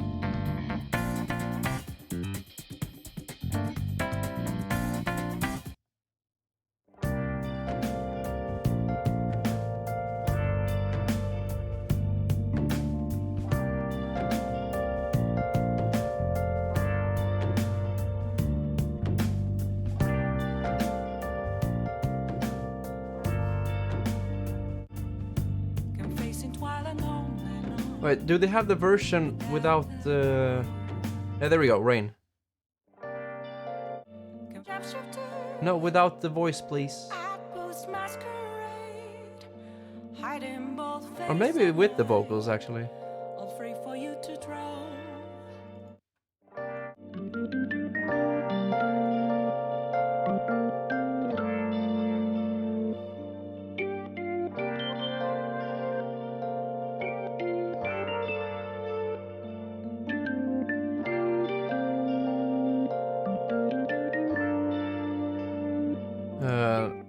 Actually... We'll take the first track because it really fits the visuals. And everybody who has played this game have heard that song. Because that's the first thing you hear. So we'll go with that.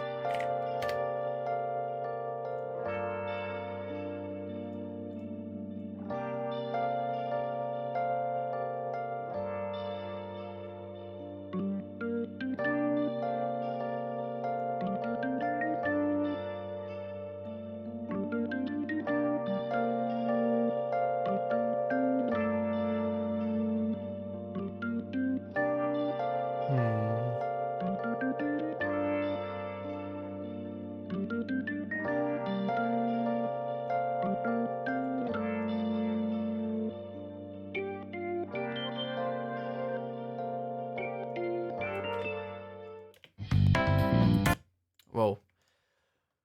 Minus 18? Persona 5, released in 2016 for the PlayStation 4. As of writing this list, I just beat This was a pretty loud track. Persona 5, released in 2016.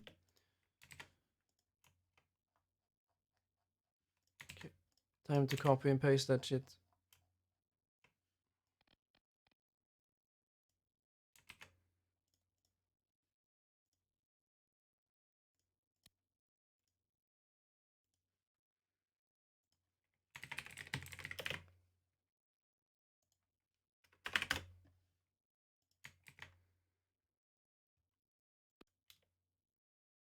Persona 5, released in 2006.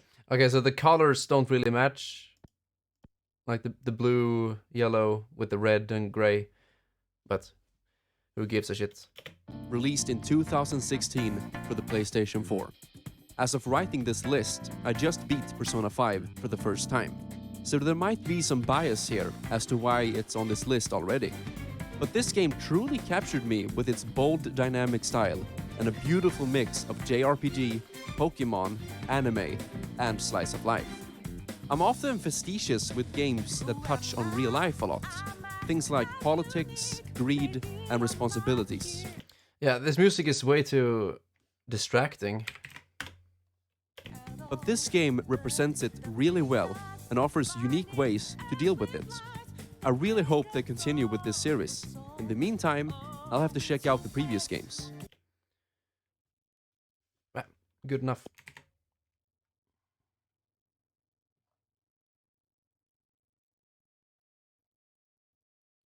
Or maybe we should have last surprise. Sure we got the clue. How bad this we go? Don't you know? No more art. No, the vocals, that's the thing. Both of them have vocals, so it doesn't really matter. Well, we'll go with this.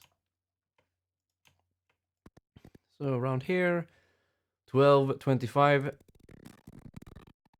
We'll have a fade out right there. There.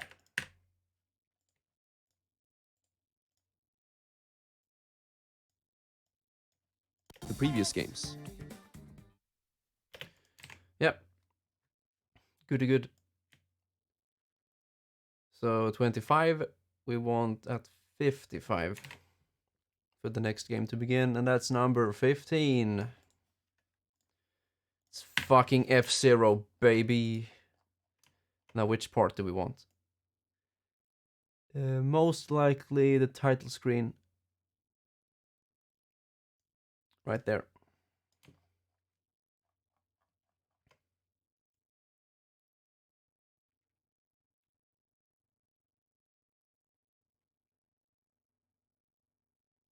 So this clip has its own fade in, so we don't need to add anything. We can just play it, and it looks good as it is.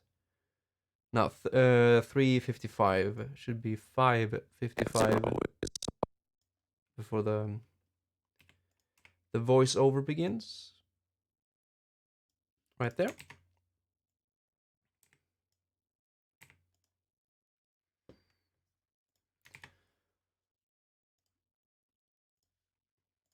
And the music.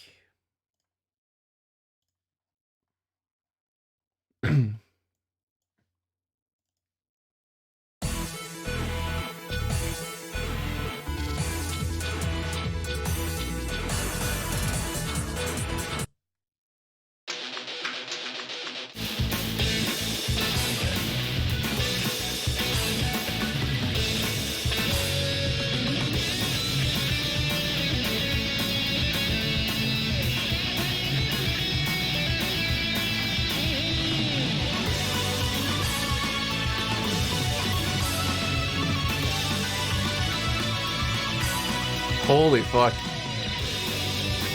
I get goosebumps right now by listening to that track. Holy fuck, it's definitely my favorite. So that's all I need to know. If I'm gonna have that song in the background or not. It actually gives me goosebumps.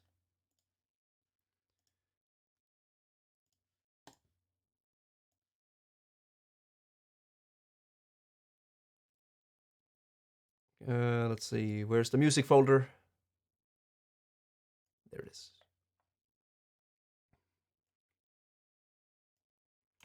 But I'm gonna use the later part of the song. Let's see, around here, maybe?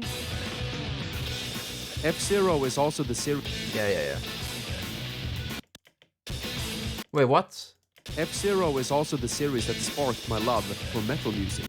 The fuck? Oh, never mind! This is something I added later.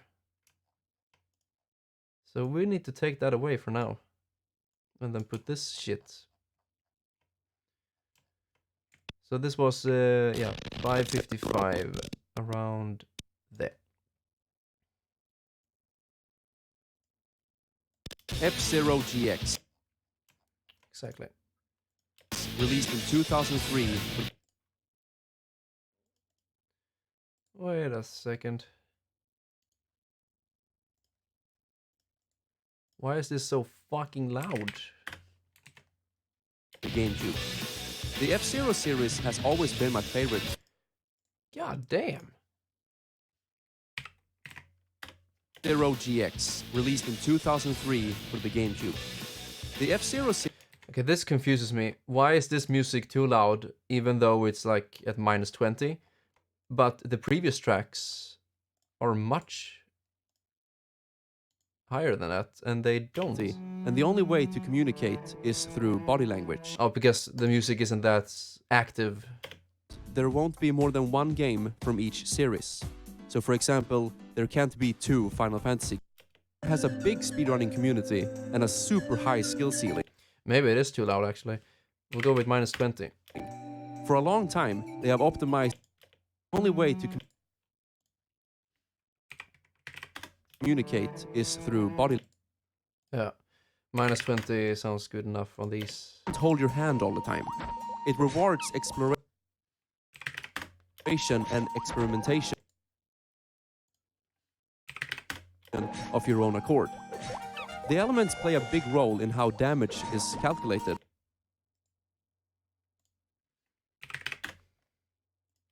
Characters like Donald and Goofy beat So this song is very chill, so it can be louder. the shit out of Cloud Strife was something I never expected. Naturally, this isn't the only Yoshi. The co-op feature is really fun, and it's easy to pick up a style and a beautiful mix of JRPG, Oh, wait. Pokemon, anime, and slice of life. I'm often facetious with games that touch on real life a lot. Things like politics, greed, and responsibilities. But this game represents it really well and offers unique ways to deal with it. I really hope they continue with this series. You get at the game. One cool aspect is the many ways.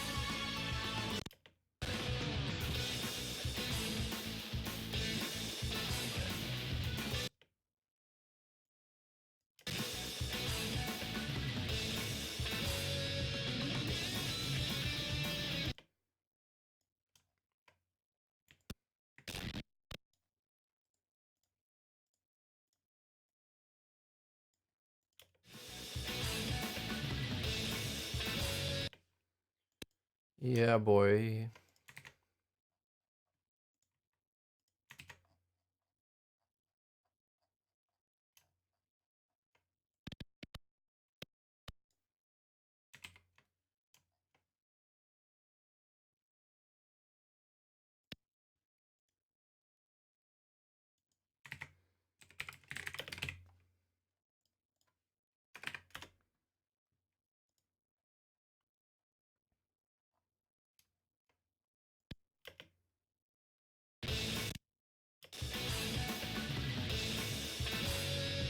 Wait, this one isn't full screen either.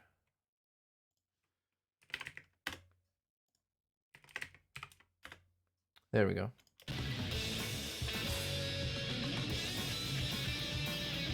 The F-Zero series has always been my favorite when it comes to racing. It's wicked fast, challenging, adrenaline pumping, and only gets better the more skill you get at the game. One cool aspect is the Okay, I definitely need headphones in order to make the audio balancing even better.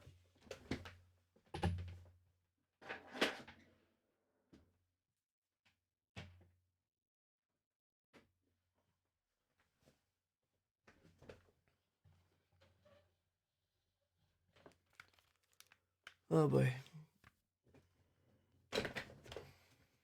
One cool aspect is the many ways you can control your vehicle to go faster. You have the classic boost power after the first lap, so you can sacrifice health Way too loud. for speed. In F-Zero X, you can also slide and perform. It's better the more skill you get at the game. One cool aspect is the many ways you can control your vehicle to go faster. Fuck. Okay, make a cut right there. To, let's see. No, wait. Wait a fucking second. There it is.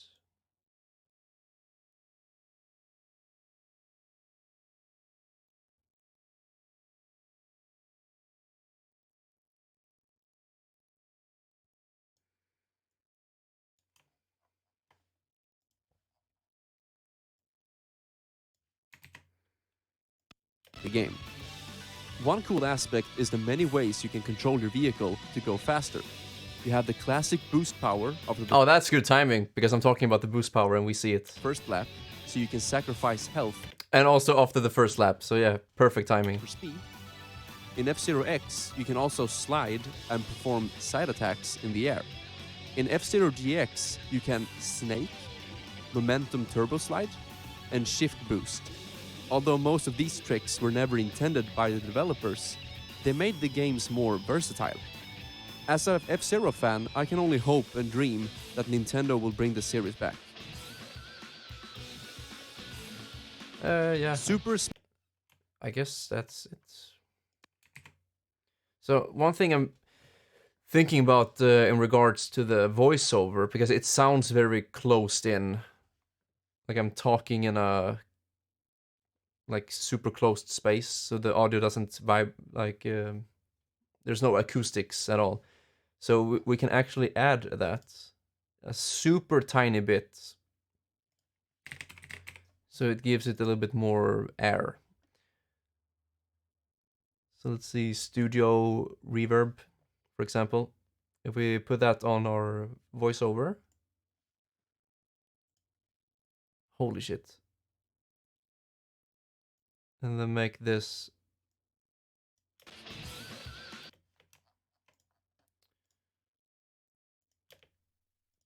first lap, so you can sacrifice health for speed. In F-Zero X, you can also slide.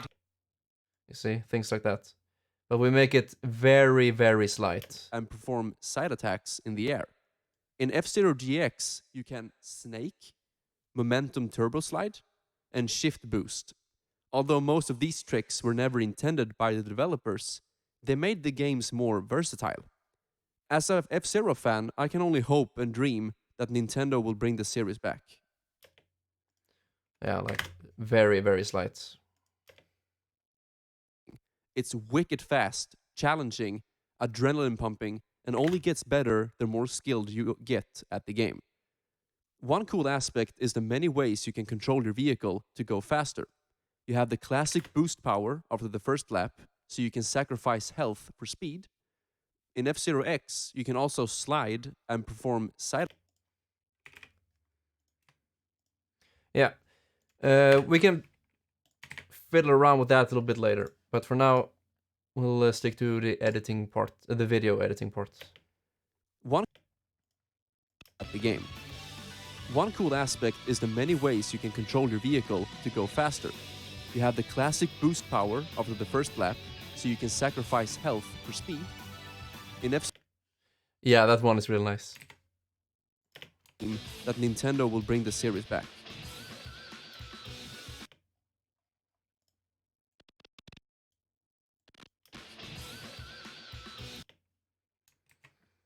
Mm-hmm.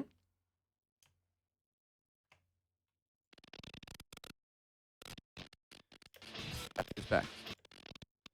So here we go, 4:45. So 5:45, around there. We cut it up.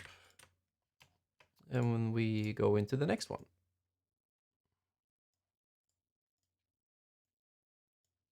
Bring the series back. 5:45. So that's 15 right there. That's where the next game starts. And that is number 14. And guess what that is? It's fucking Smash. Although I'm thinking of putting F-Zero ahead of Smash. But we can do that later. It's pretty easy to just move things along. So yeah, we can just take the typical intro. I mean, why not?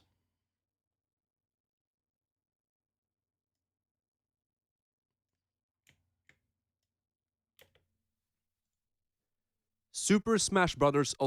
Whoa! Not make Minecraft note block songs? Sure. Probably not. So this is 6:15. We want the voiceover to start at 8:15.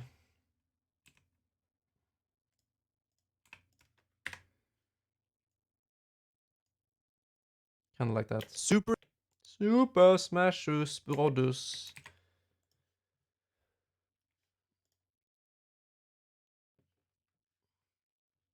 Wait, what? Huh.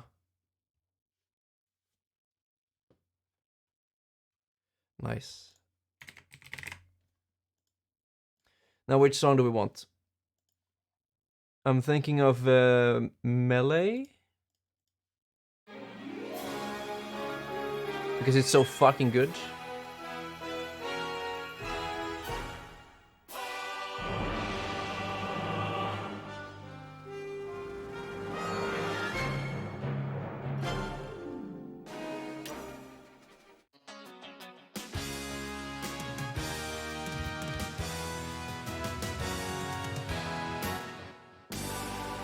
Yeah, it's basically the same song, so we'll use this one.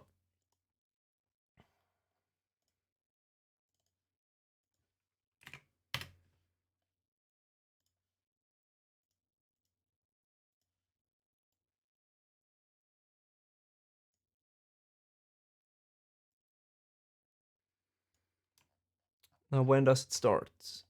Not right away. Oh, wait, it does. Holy shitus. Minus 30, right? No? What was it? Holy shit, what did I do? There we go. Super Smash Bros. Ultimate. Yeah, it's not that annoying. Released in Super Smash Bros.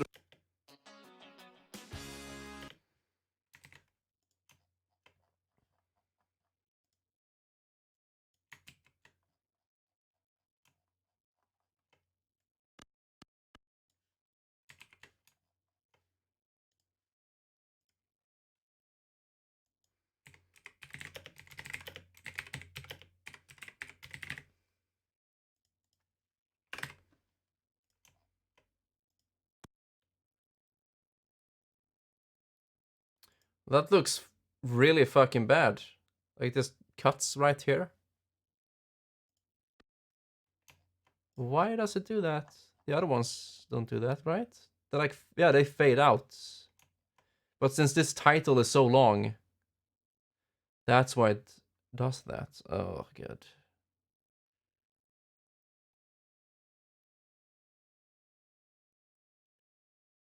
Well, it looks pretty fucking shit, to be honest.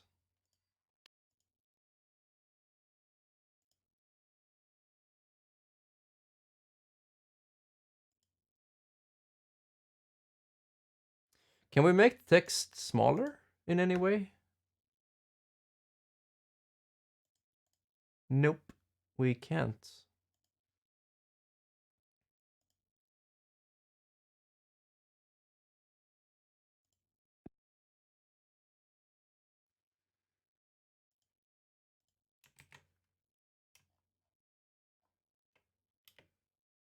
- 2018 for the Nintendo Switch.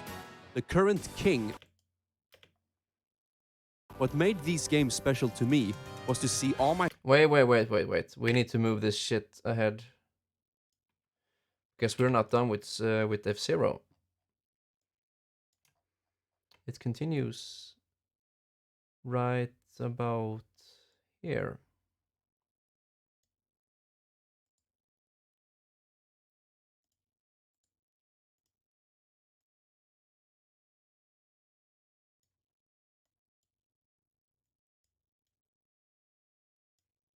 series back. F-Zero is also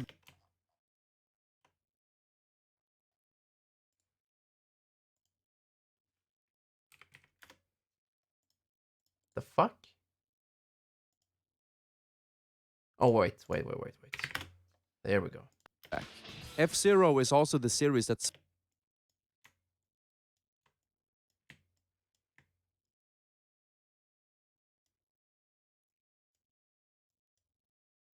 F-Zero is also the series that sparked my love for metal music.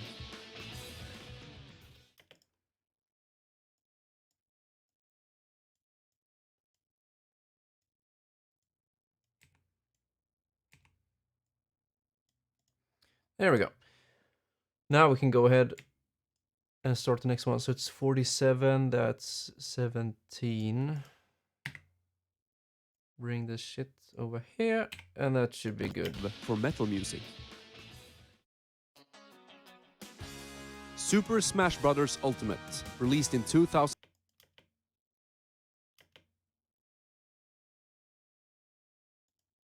What made these games special to me was to see all my favorite Nintendo characters in the same game for the first time.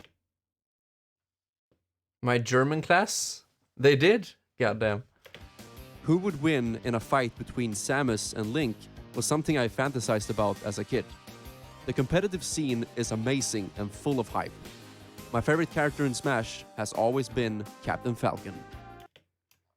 And that's it. So we need to change the intro a bit because it shows the exact same scene. Captain Falcon. Captain Falcon. No, wait. 03, so that's like a full second ahead. Right there.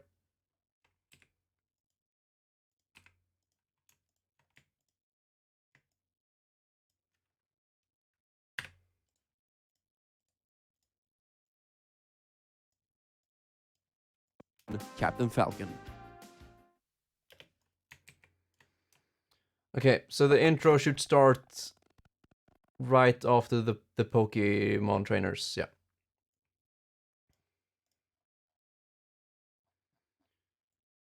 And that is where? Oh god.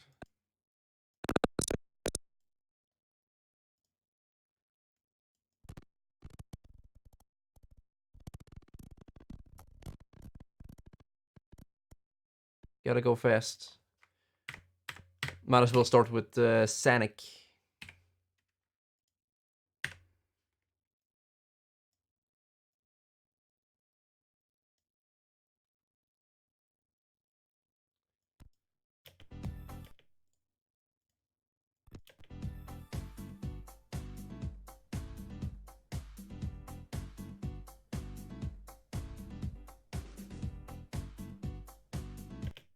Yeah, looks good.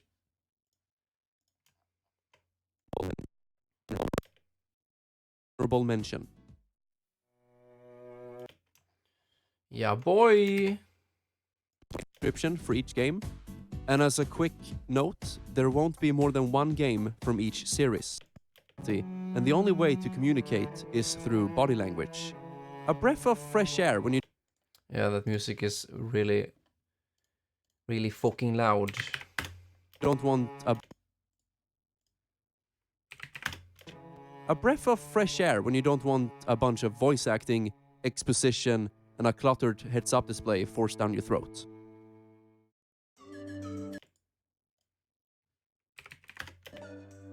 Super Mario 64, released games on this list. Its unique style in both visual and gameplay design has Not good enough, you dick shit. always spoken to me. This game has a classic type of feel to it and doesn't hold your hand all the time. It rewards exploration and experimentation.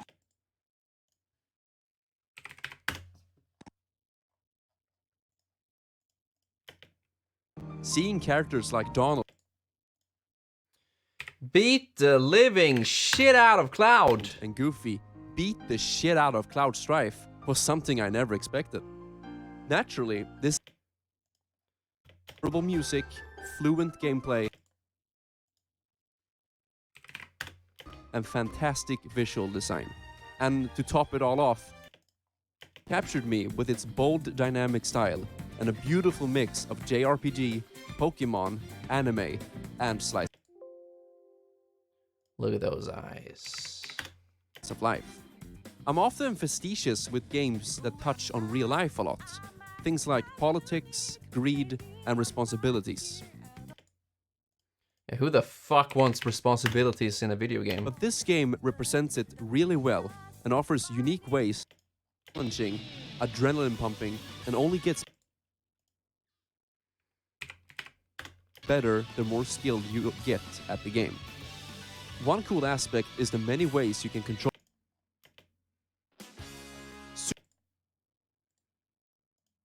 Super Smash Brothers. Super Smash Bros. Ultimate. Who would win in a fight between Samus and Link was something I fantasized about as a kid. The competitive scene is amazing and full of hype. My favorite character All right, next game. It's number 13. Where the fuck is it? Where's my number 13? It goes from 14 to 12. What the fuck? Oh, wait. It's because it is its own folder of Overwatch clips. God damn.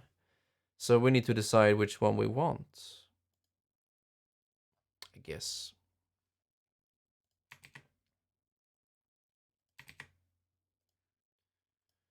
Alright then, so it's basically gonna be a bunch of clips of me doing something.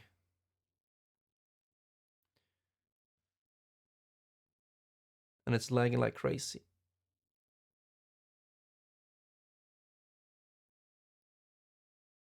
So what do we have here? Anything interesting? The fuck? Oh, okay, okay. This one is pretty funny. So the enemy team, they won the team fight, and the point is in here in the middle, right? So all my teammates are like dead. So the enemies can just go and capture the point, right? But they don't. The enemies don't take the point right now when they should, and so we win because we had it. LOL C9. So that was pretty funny, but not gonna have that clip for the video.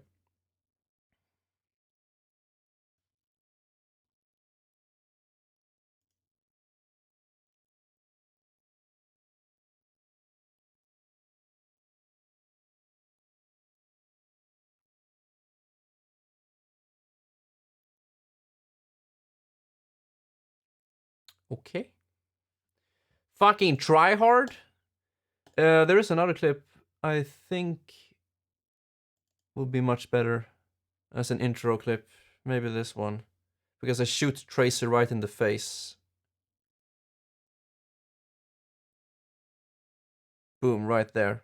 And I love that she does like a backflip. I shoot her in the face so hard, point blank, that she like flips over. Look at that shit. Woo! She does a backflip. It's hilarious. So yeah, I'll start with that clip.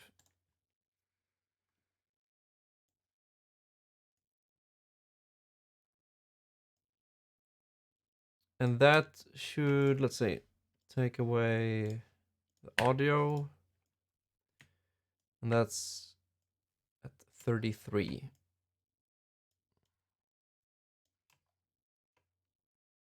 You know, maybe we can have the audio for that part, and when I start talking, we can take away the audio and add some music instead. So keep that shit.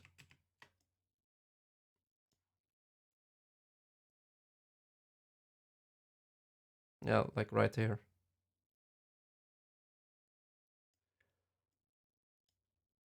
And fade that shit.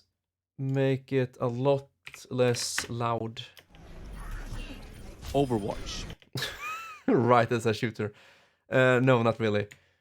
Let's see, 133. That should be 333 around here.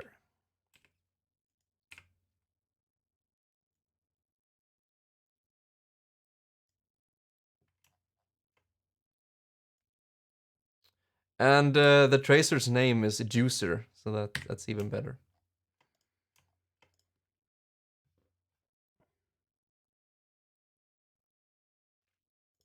And also we need to zoom this out because it's in 2K.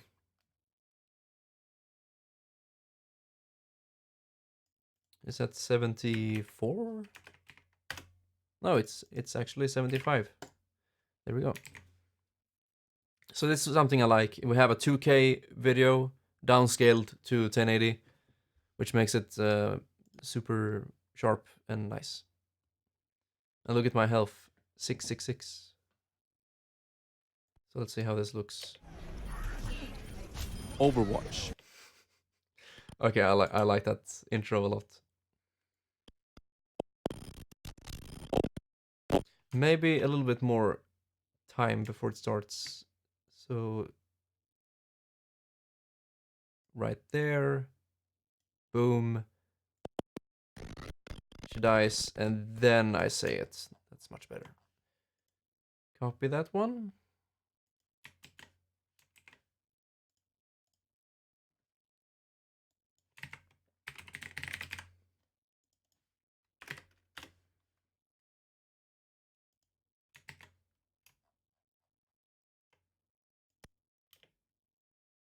Overwatch, released in 2016 for the PC.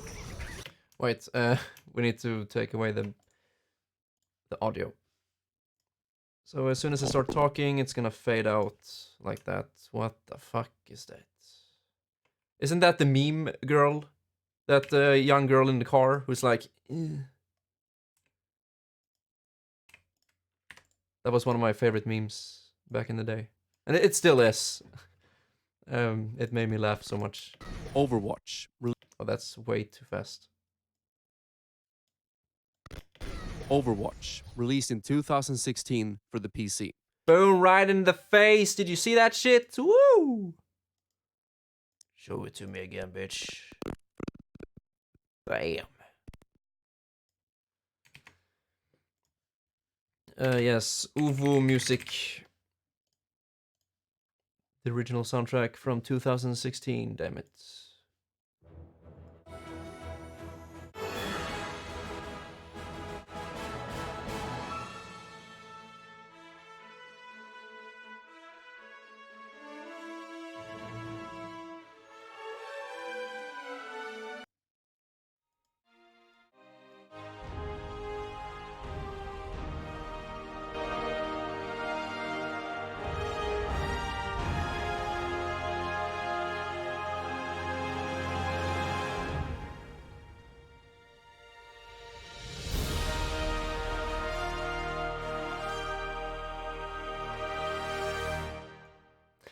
That music is pretty fucking epic. Let's take that.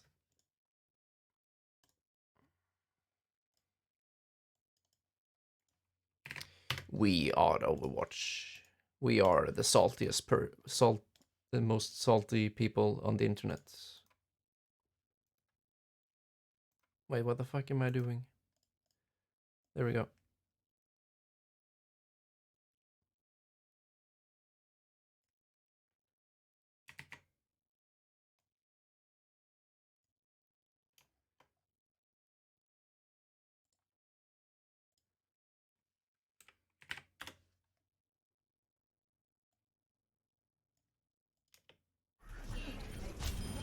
Overwatch, released in 2016 for the PC.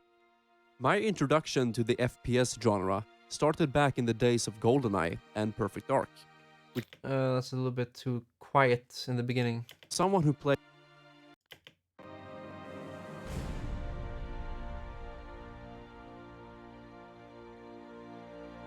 Wait, this section should stop with... that was it. The experience, the esport is fantastic as well. So around The here. esport No, wait. is fantastic as well. Yeah, like around there. Fantastic as well. No. Fantastic as well. The esport is fantastic as well. Yeah, whatever. Now, how long is this track? Not long enough. So we need another one.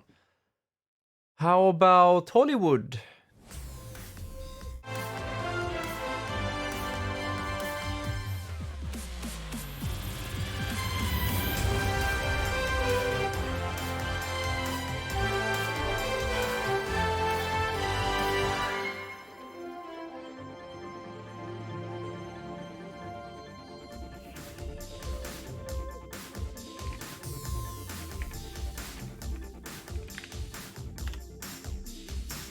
Yeah, good enough. Doo-doo. Give me some Holly. Some Hollywood. Minus 25 on that one. Bring it back here to the beginning. And then make it fade nicely with that track. And that should be fan-fucking-tastic. Let's try that. Overwatch, released in 2016 for the PC. Nice. My introduction to the FPS genre started back in the days of GoldenEye and Perfect Dark, which was played with a controller and aim assist. So I wasn't good when it came to playing on a PC with a mouse and keyboard. As someone who played a lot of Team Fortress 2 back when it I killed Tracer 2 times in the same clip. Goddamn. Wait, how the fuck did I do that? Did she get rest? So okay, so I killed the Tracer right here. How the fuck does she come back? Oh, it went... She just came back. What the fuck? She just came back from spawn and bam, right in the face. She's dead. Goddamn, Juicer. I'm sorry. But you'll have to be in this video. It's a little bit too good to be true. So we need another clip, of course. So after I As go up, someone who played a lot of Team Fortress 2, there we go. That's a good way to end the clip. We'll go ahead and take another one. So it was, yeah, this one. What was this?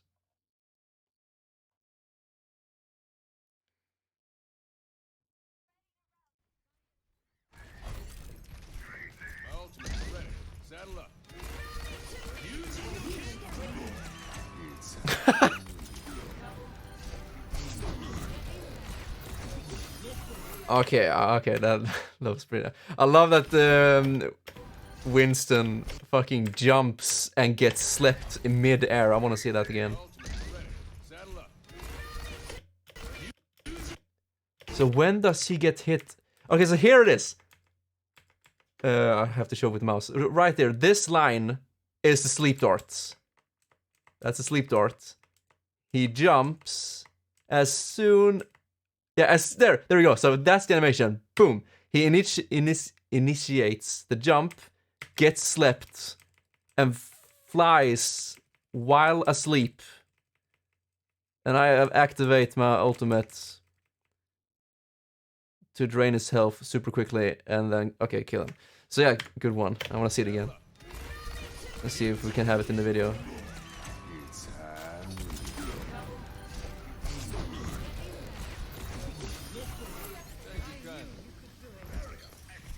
Yeah, I like it. We'll take that video.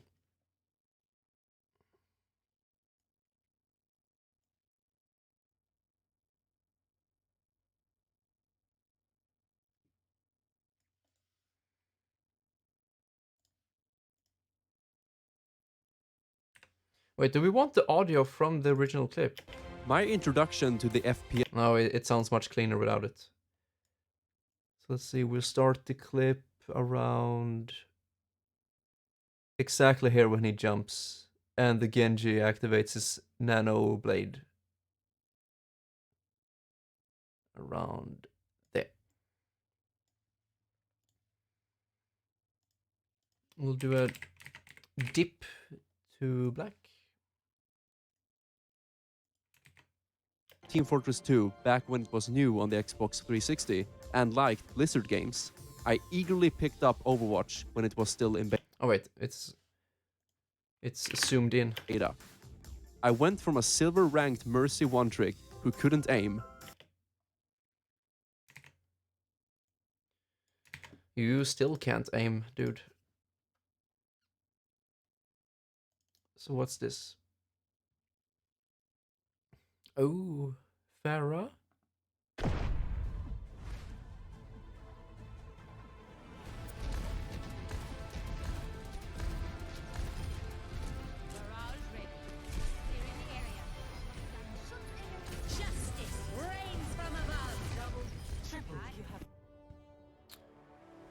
I mean, yeah, the clip is easy to follow, so maybe.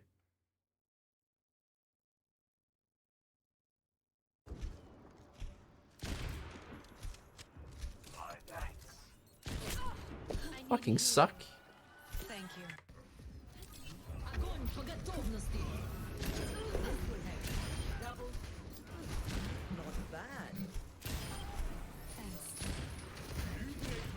Okay. No. Okay, not good enough.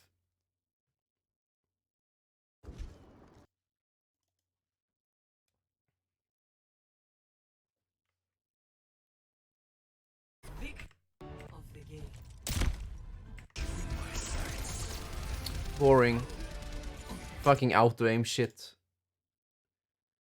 We'll take the Farah clip.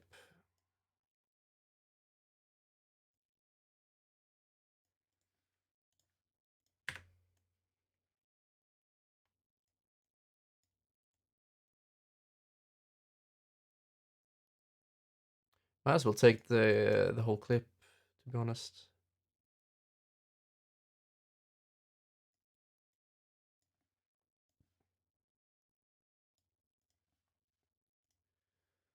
And zoom it out. There we go.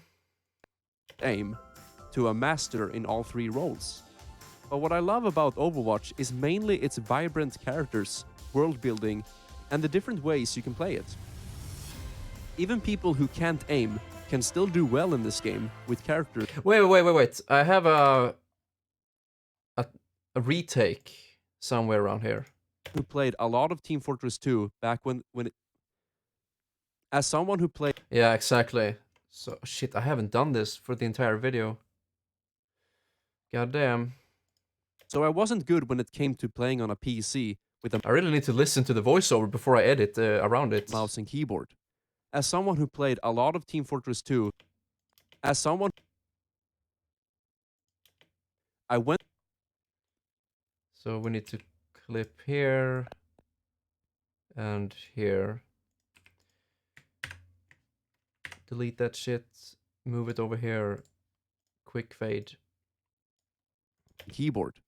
As someone who played a lot of Team Fortress 2 back when it was new on the Xbox 360 and liked Blizzard games, I eagerly picked up Overwatch when it was still in beta. I went from a silver ranked Mercy one trick Okay, yeah. who couldn't aim to a master in all three roles. But what I love about Overwatch is mainly its vibrant characters, world building, and the different ways you can play it. Even people who can't aim can still do well in this game with characters that don't require it, or through general game sense or team strategy. Most games I've played and are on the Mhm.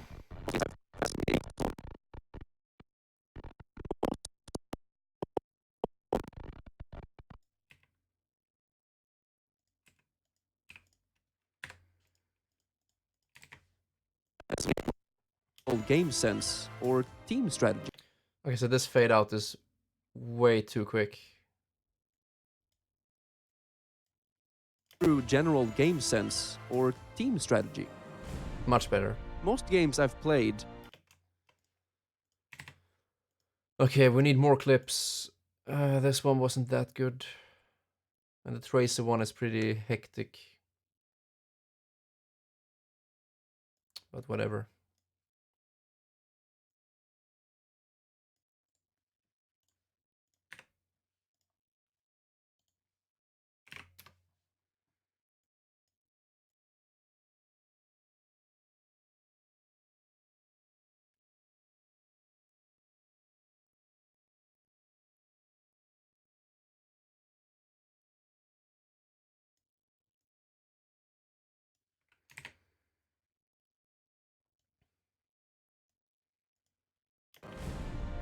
Most games I've played and are on this list are ones that have a beginning and an end. Also games that can I don't need to make the clip so short. We can just let it play out.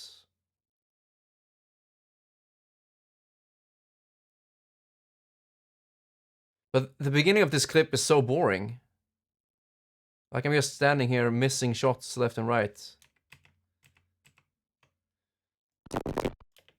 most games I've played and are on this list are ones that have a beginning and an end.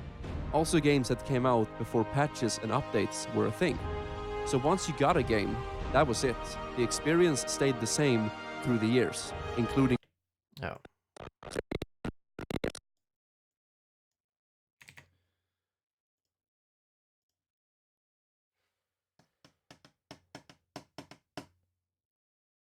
Might as well take my old shit clip of what is it, Genji Blade, whatever. Skill. Ooh. So cool. I think it's this one.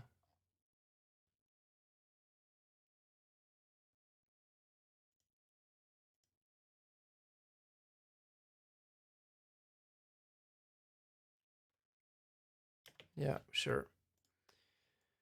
Why not?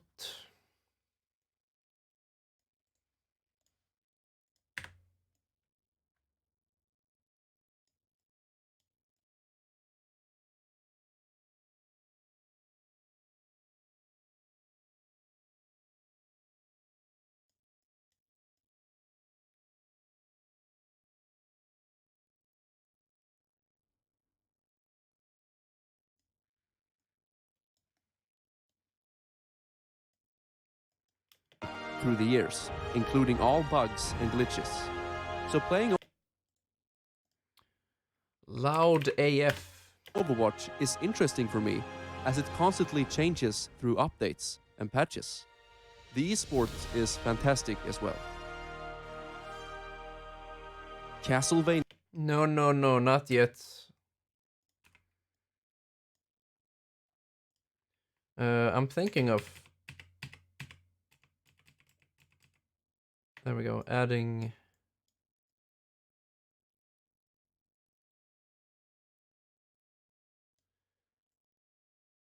the audio here.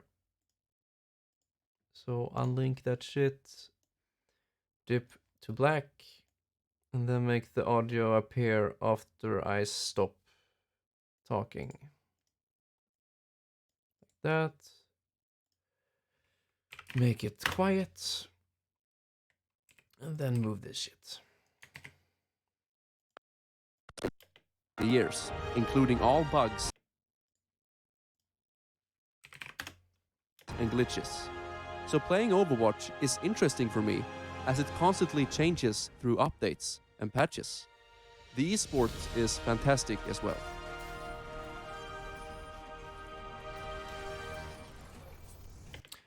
Yeah, much better.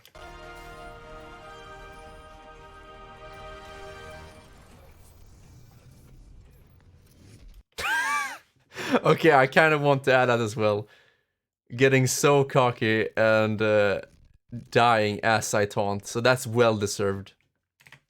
And that's why I want to keep it in the video somehow. Fantastic as well. Well deserved. And then fade out. You see, I was about to type something. This is amazing. So I died. I was about to type something and I'm like, no, okay. Play of the game där och achievement. Fucking douche.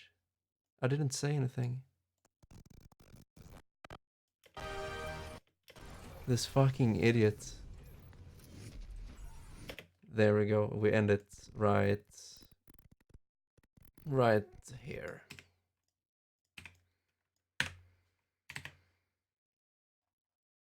Okay, 47. That's at 17 right there. Okay, moving along. Shit, I might need a break soon. Or maybe not. Which number are we on? 13? 12? Yeah, we're on 12 right now. Right there.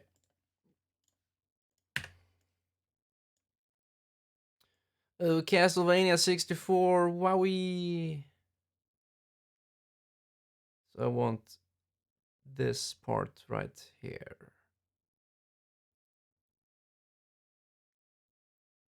Right there.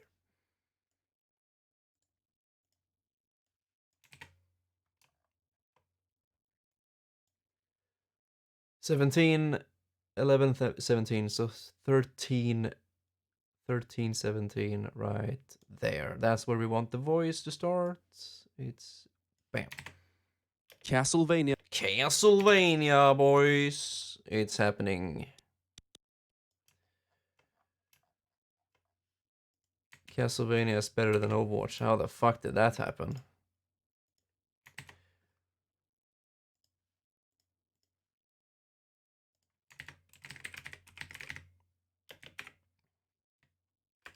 I'll just say Castlevania 64 because that's how most people...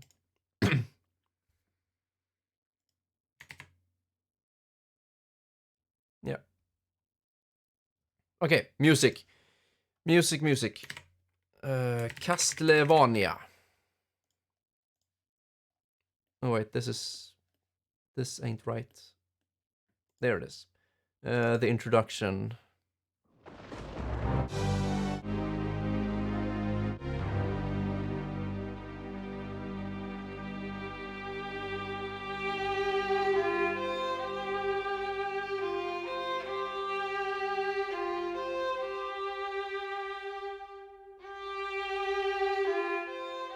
Yeah.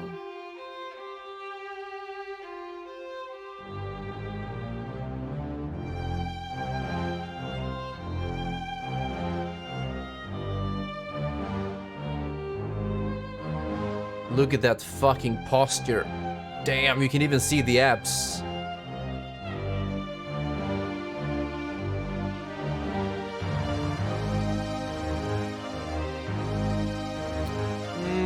Nope. Or wait, maybe, because that... fuck, I don't know. Maybe this one.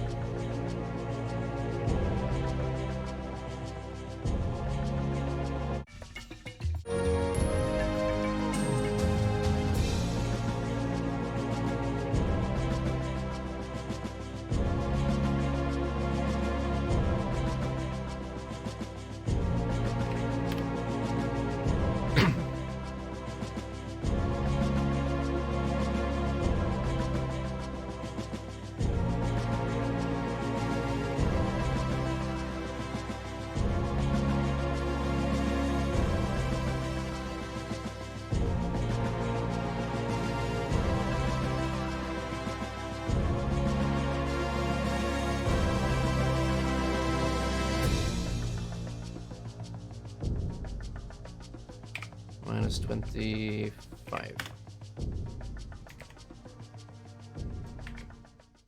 Where do we want the music to start? That's the question.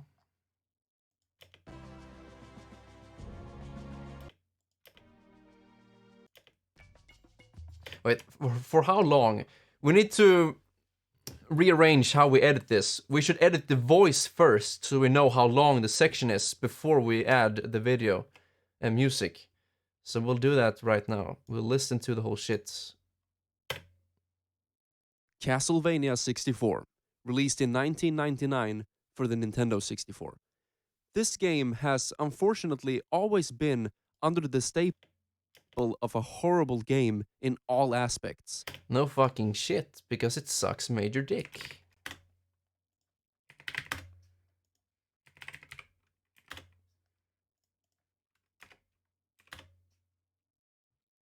Almost. There we go. Visuals, controls, characters, and worst of all, as a Castlevania game. It was the first 3D Castlevania game, and the majority said it was an utter failure. Unlike Super Mario 64, which is still praised as a perfect transition from 2D to 3D. In my honest opinion, I think Castlevania 64 is underrated and misunderstood. Even though a lot of my love for this game is fueled by nostalgia, I think it has a special kind of gameplay and challenge to it. The music has Well, okay, never mind. always resonated with me, and my favorite part of the game are the boss battles, especially the final one. It's like navigating through the most chaotic orchestra ensemble. What kind of fucking comment is that, to be honest? Okay, so the voice, I mean, everything here is correct, so we'll start adding the music.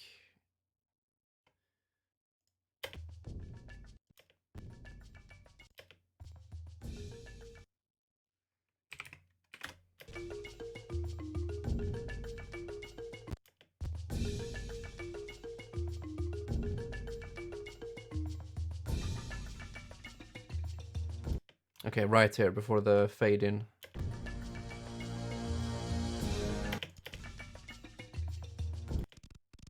So around there. That's where the music will start.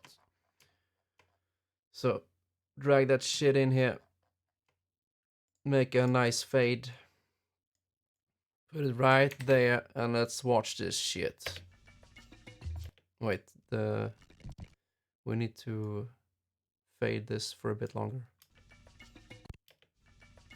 And the music as well. Oops.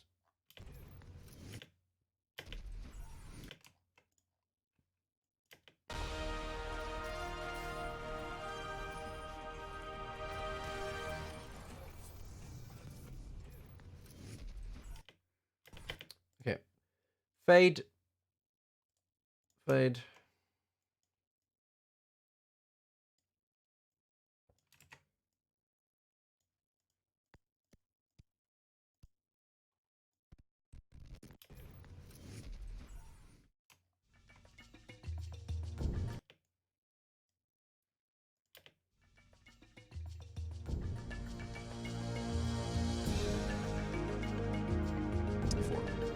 This game has unfortunately always been under the staple of a horrible game in all aspects: visuals, controls, characters, and worst of all, as a Castlevania game. It was the first 3D Castlevania game, and the majority said it was an utter failure. Unlike Super Mario 64, which is still praised as a perfect transition from 2D to 3D. In my honest opinion, I think Castlevania 64 is underrated and misunderstood. Okay, make a jump cut right there.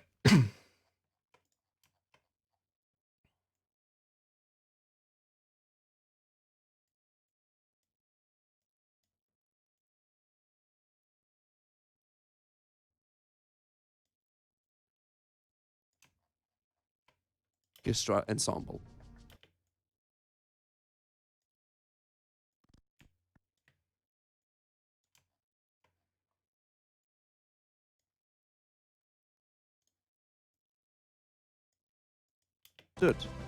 Even though a lot of my love for this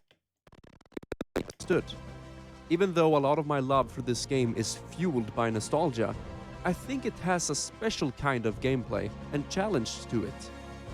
The music has Not good enough. We need to add more gameplay versus this, the shit.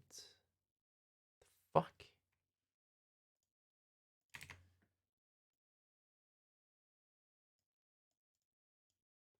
Can you stop that shit? Where are my fucking frames?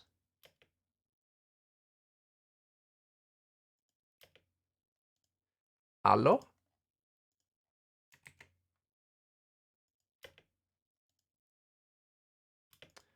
Okay, it seems like nothing wants to work. 84 errors. The fuck just happened? Can we do a save a copy? There we go. And restart the program.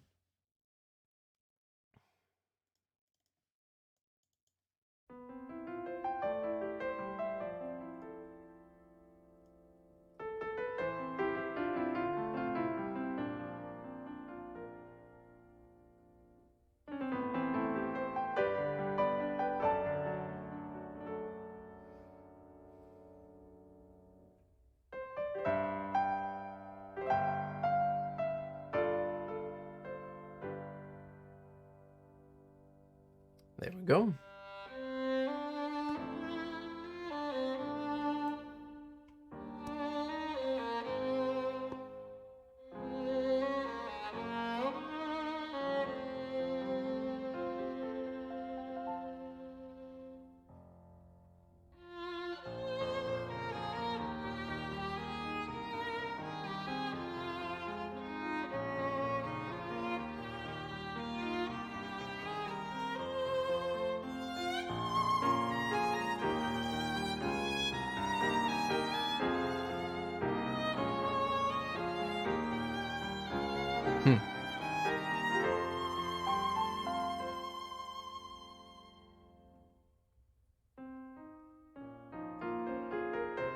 Yeah, indeed. It still works. How nice. Deep to black. And boom. Okay, since... what was his name? Yax... I forgot. I'm sorry. I forgot his name.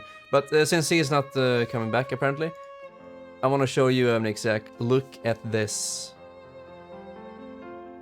So this is my Christmas present from my brother in South Sweden. And so it stands for God Jul Alex. Merry Christmas, Alex. And you see umbrella, right? This made me so fucking happy, and I hope he's watching, but I don't think he is.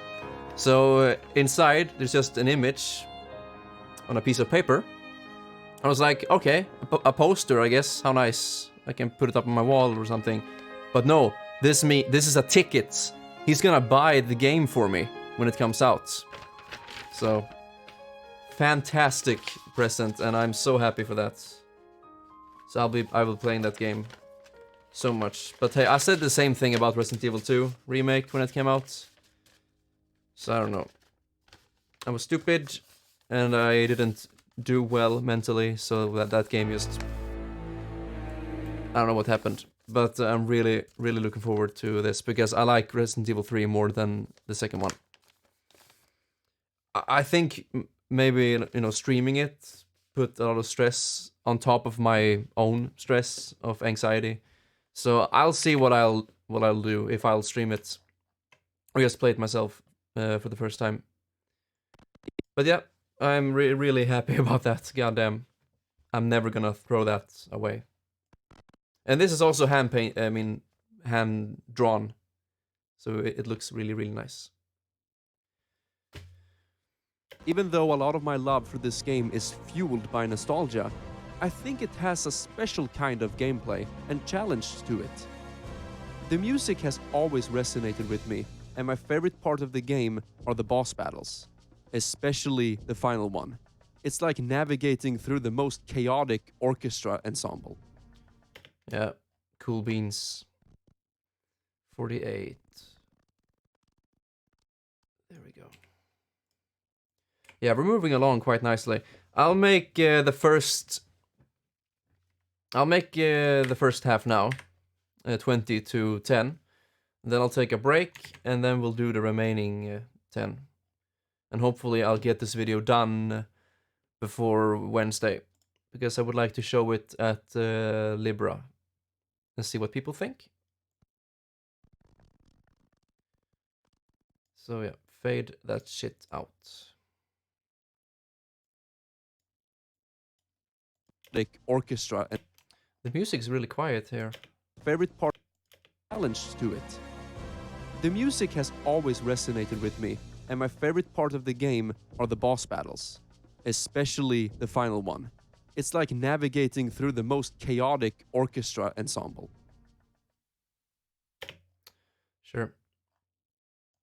Ensemble. Okay.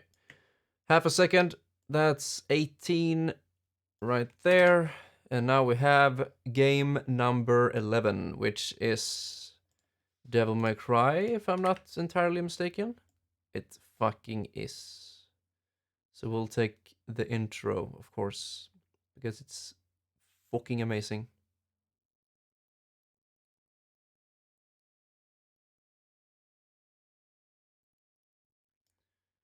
Around there. I already know what music I'm gonna have for this one. So fade that shit.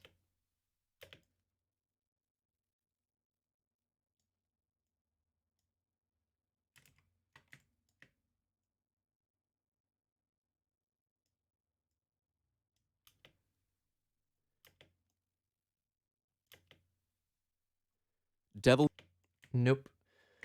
418. We want it to be 718 to be on. No, wait. Even more. 1818. That's much better. And once again, we need to listen to the voiceover before we edit any further. Devil May Cry 3, released in 2005 for the PlayStation 2. Like F-Zero, Devil May Cry 3 is velocious, difficult, exciting, and only gets better the more skilled you are at the game. Other than tearing through demons with a vast arsenal of weapons, the game has a focus on playing stylishly. So by cycling through different combos and weapons mid-fight, you get a better rank, which in turn gives you more currency to empower your characters to be even more stylish and deadly. I love the contrast between the overly confident characters, the hard-rocking music, and the themes of family, loss, and defeat. Yeah, the voiceover is fine as it is. Okay, it's time for musics.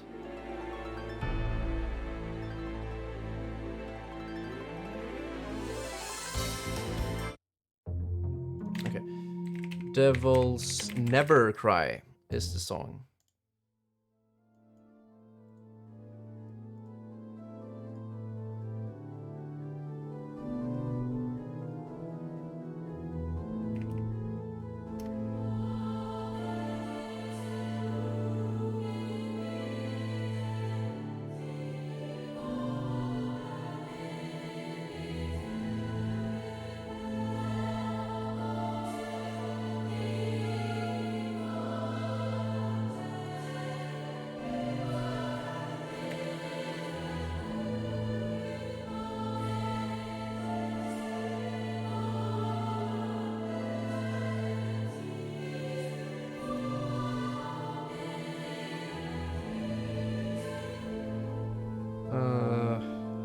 we supposed to do this?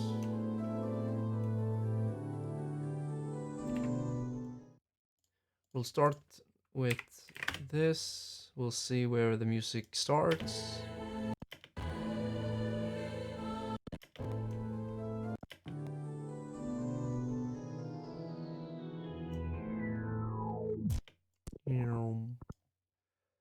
That should be enough.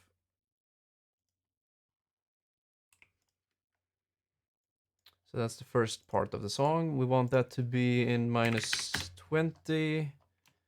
When does it begin? We can actually make it begin right here.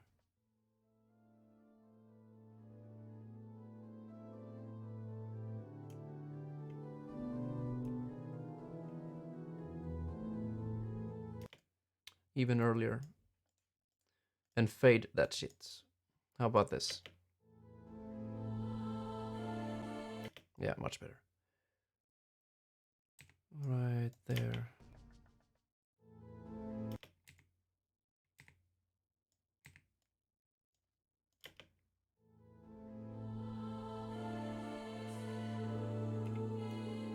Released in 2005 for the PlayStation 2. Like F-Zero, Devil May Cry 3 is velocious, difficult, exciting, and only gets better the more skilled you are at the game. Other than tearing through demons with a vast arsenal of weapons, the game has a focus on playing stylishly.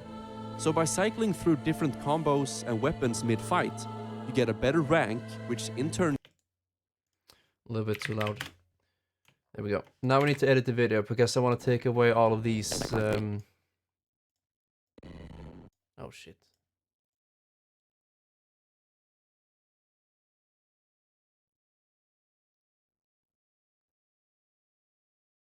So from here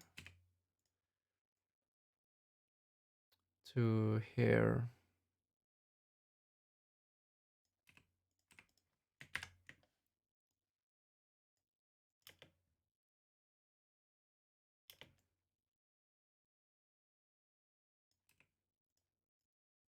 So we only have the gameplay or the cutscene.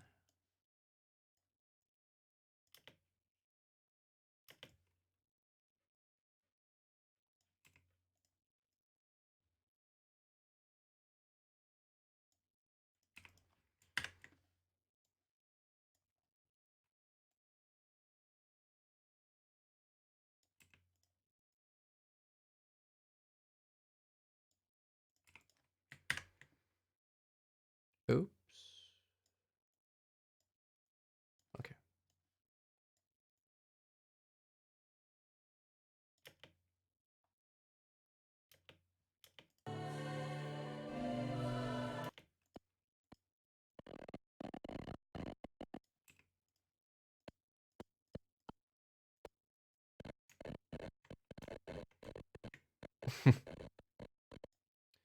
There we go.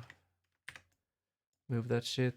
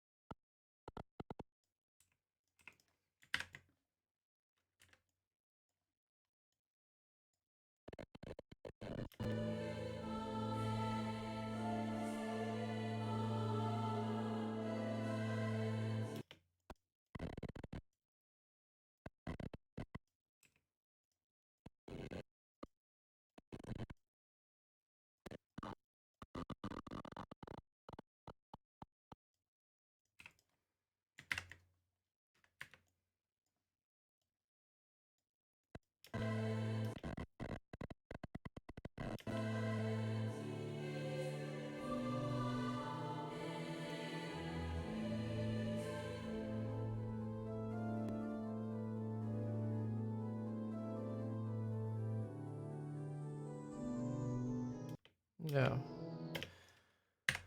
All right. Maybe that gets a bit boring, only seeing this. May Cry 3, released in 2005 for the PlayStation 2. Wait, I didn't add the text box.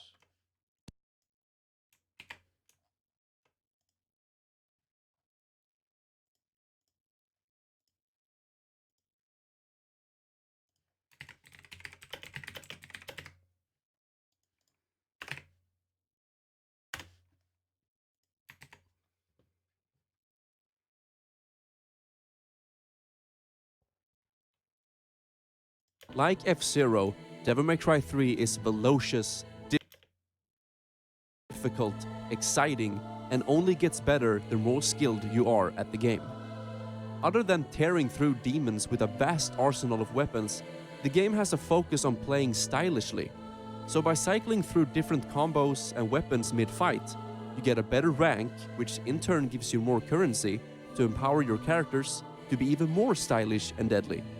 I love the Yeah, we'll mix it up a bit. I think around of weapons. The game has a focus on right here with the game has a focus.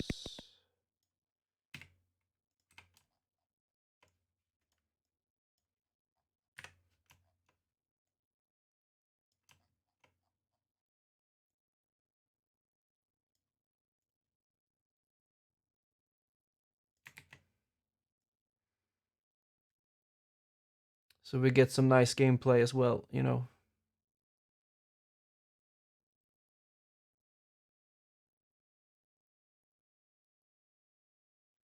So we're looking for maybe the best part.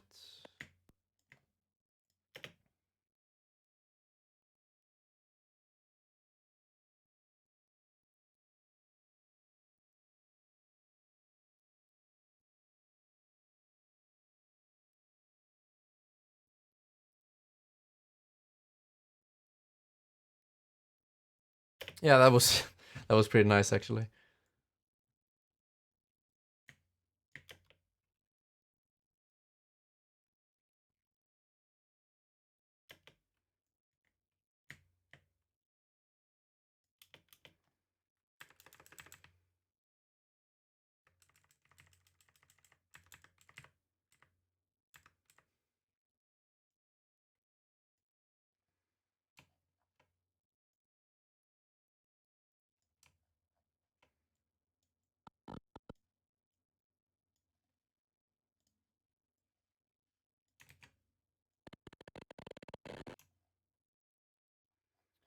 And then we want another part of the song that's more epic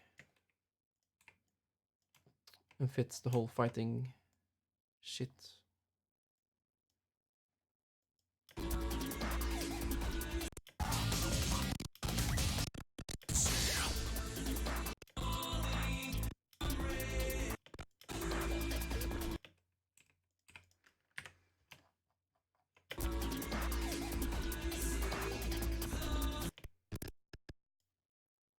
Right there.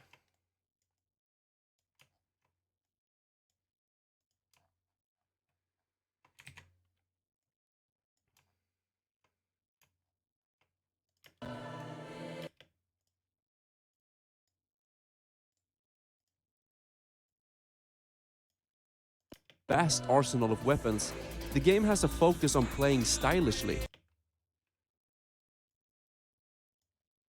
Weapons, the game has a focus on playing stylishly. So by cycling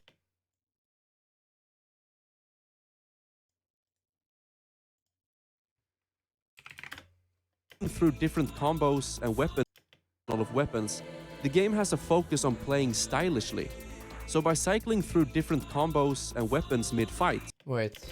So by cycling through different combos and weapons mid-fight, on playing stylishly. So by cycling through different combos and weapons mid-fight, you get a better rank, which in turn gives you more currency to empower your characters to be even more stylish and deadly. I love the contrast between the overly confident characters, the hard-rocking music, and the themes of family, loss, and defeat. Nice. Well done, Crimson.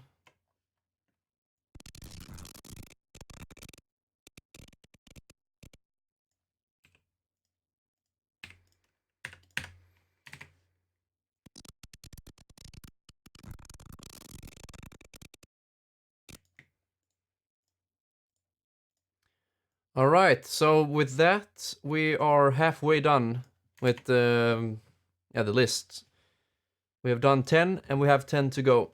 So this would be a good place to take a break. Now, I don't know if I should quit the stream and like eat something, maybe stretch and all that shit, and then I start to stream again. I will probably do that. The loss and defeat. Or maybe I will continue with this tomorrow. We shall see.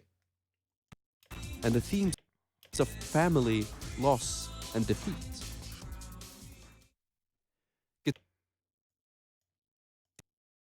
Music.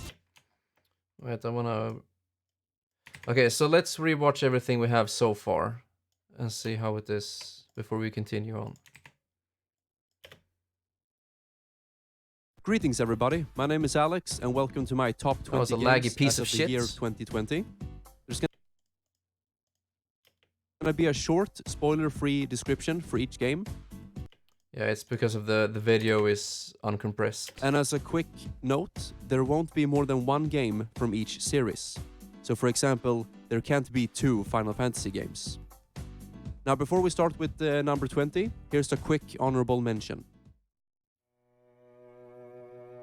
Journey. I think it's Full a little mention. bit... Yeah, that fade out is way too short. Honorable mention. Journey, released in 2012 for the PlayStation 3. An artful and peaceful experience that wants you to take your time. It has seamless online functionality, and the only way to communicate is through body language. A breath of fresh air when you don't want a bunch of voice acting, exposition, and a cluttered heads-up display forced down your throat. Super Mario 64, released in 1996 for the Nintendo 64. A whimsical platformer with an emphasis on control and movement. This game has a big speedrunning community and a super high skill ceiling. For a long time, they have optimized and researched the game down to its very core, which has made me appreciate how all video games work. Ragnarok Online, released in 2002 for the PC. My first MMORPG, and one of the more nostalgia-fueled games on this list. Its unique style in both visual and gameplay design has always spoken to me. This game has a classic type of feel to it and doesn't hold your hand I'm thinking if we should zoom this shit in.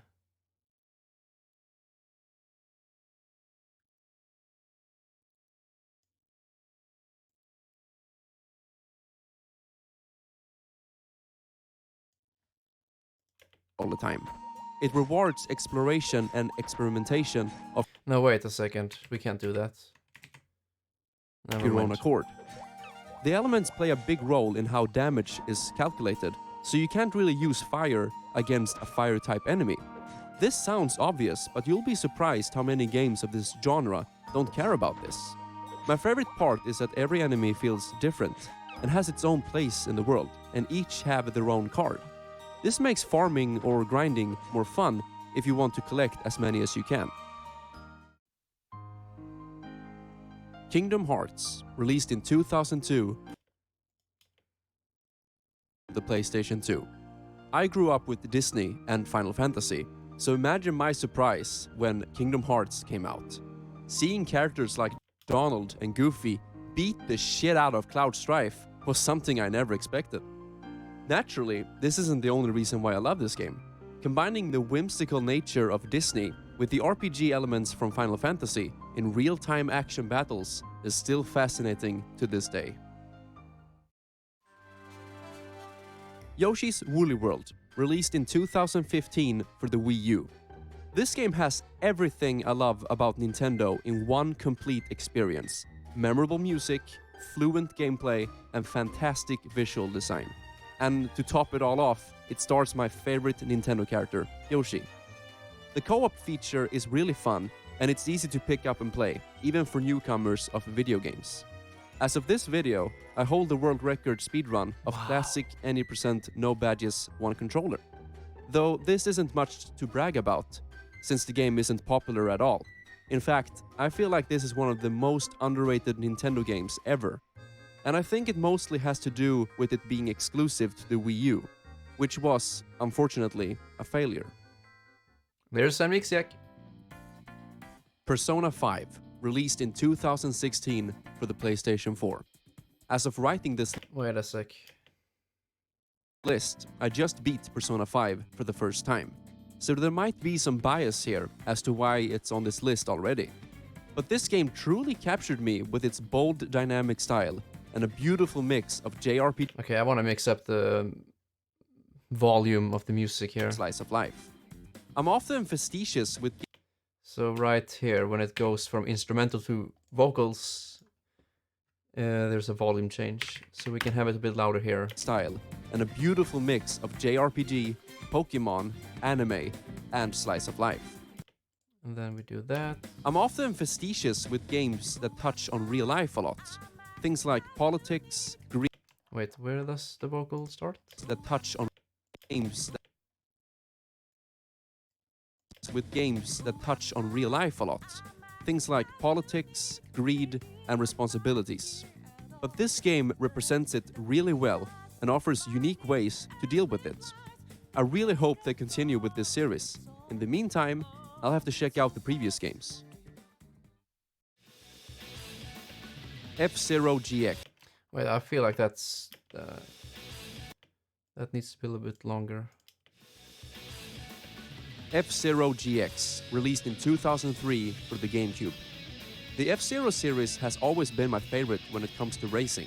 It's wicked fast, challenging, adrenaline pumping, and only gets better the more skilled you get at the game.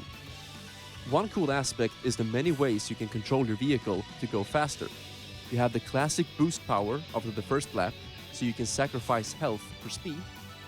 In F-Zero X, you can also slide and perform side attacks in the air. In F-Zero GX, you can snake, momentum turbo slide, and shift boost. Although most of these tricks were never intended by the developers, they made the games more versatile. As an F-Zero fan, I can only hope and dream that Nintendo will bring the series back. F-Zero is also the series that sparked my love for metal music. Okay, so that section, not too happy with it, because I talk about these different types of tricks, but I have no recordings of it, so it falls flat on people who have never played it before. And especially, you know, people who don't know about its various tricks, but... yeah. Super Smash Bros. Ultimate, released in 2018 for the Nintendo Switch. The current king of all fighting games. What made these games special to me was Stop to see the lag, all you my piece of favorite shit. Nintendo characters in the same game for the first time. Who would win in a fight between Samus and Link God damn. was something I fantasized about as a kid. The competitive scene is amazing and full of hype. My favorite character in Smash has always been Captain Falcon. Overwatch, released in Wait. 2016 for the PC. My introduction to the FPS genre started back Overwatch, GoldenEye, and Perfect Dark, which was played with a controller and aim assist. So I wasn't good when it came to playing on a PC with a mouse and keyboard. As someone who played a lot of Team Fortress 2 back when it was new on the Xbox 360 and liked Blizzard games, I eagerly picked up Overwatch when it was still in beta. I went from a silver-ranked Mercy one-trick who couldn't aim to a master in all three roles. But what I love about Overwatch is mainly its vibrant characters, world building, and the different ways you can play it. Even people who can't aim can still do well in this game with characters that don't require it, or through general game sense or team strategy. Most games I've played and are on this list are ones that have a beginning and an end. Also games that came out before patches and updates were a thing. So once you got a game, that was it. The experience stayed the same through the years, including all bugs and glitches. So playing Overwatch is interesting for me, as it constantly changes through updates and patches. The esport is fantastic as well. There we go.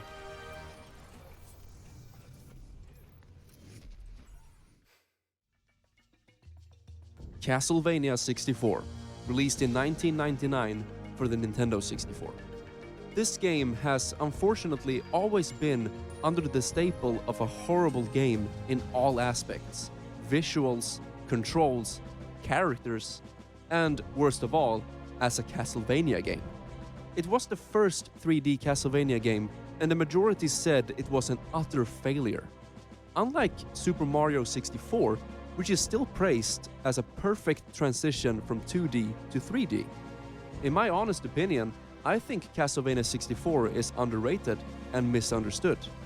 Even though a lot of my love for this game is fueled by nostalgia, I think it has a special kind of gameplay and challenge to it. The music has always resonated with me, and my favorite part of the game are the boss battles, especially the final one. It's like navigating through the most chaotic orchestra ensemble.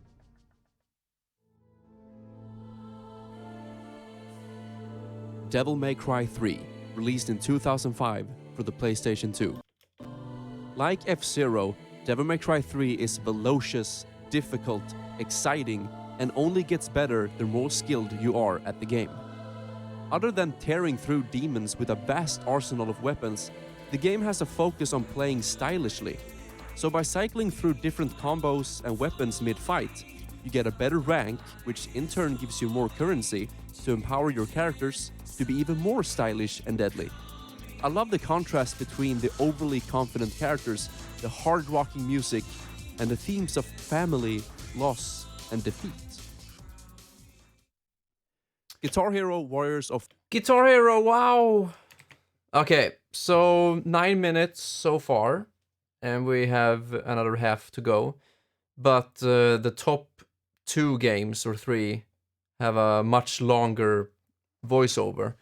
So hopefully this video will be 20 minutes long to fit with, you know, top 20 games as of 2020, and the video is 20 minutes long. That would be pretty fun. So hopefully it is. So this is how it looks so far. Pretty happy with it. There are some things I'm like thinking about here, because since the video isn't finalized yet, I still have the options of rearranging my rankings a bit.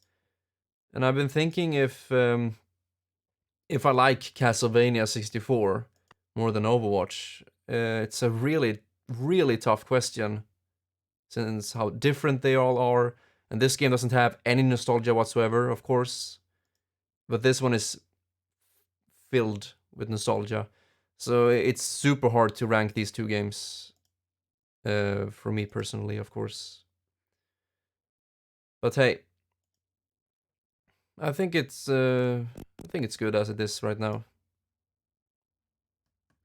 All right then. I will end this stream here for now, and then we'll continue with this most likely tomorrow. We'll see. But yeah, it's nice. So yeah, thank you all very much for watching, as always, and hopefully I'll see you later. You know, same old, same old. Yeah, boy. Okay, bye-bye for now.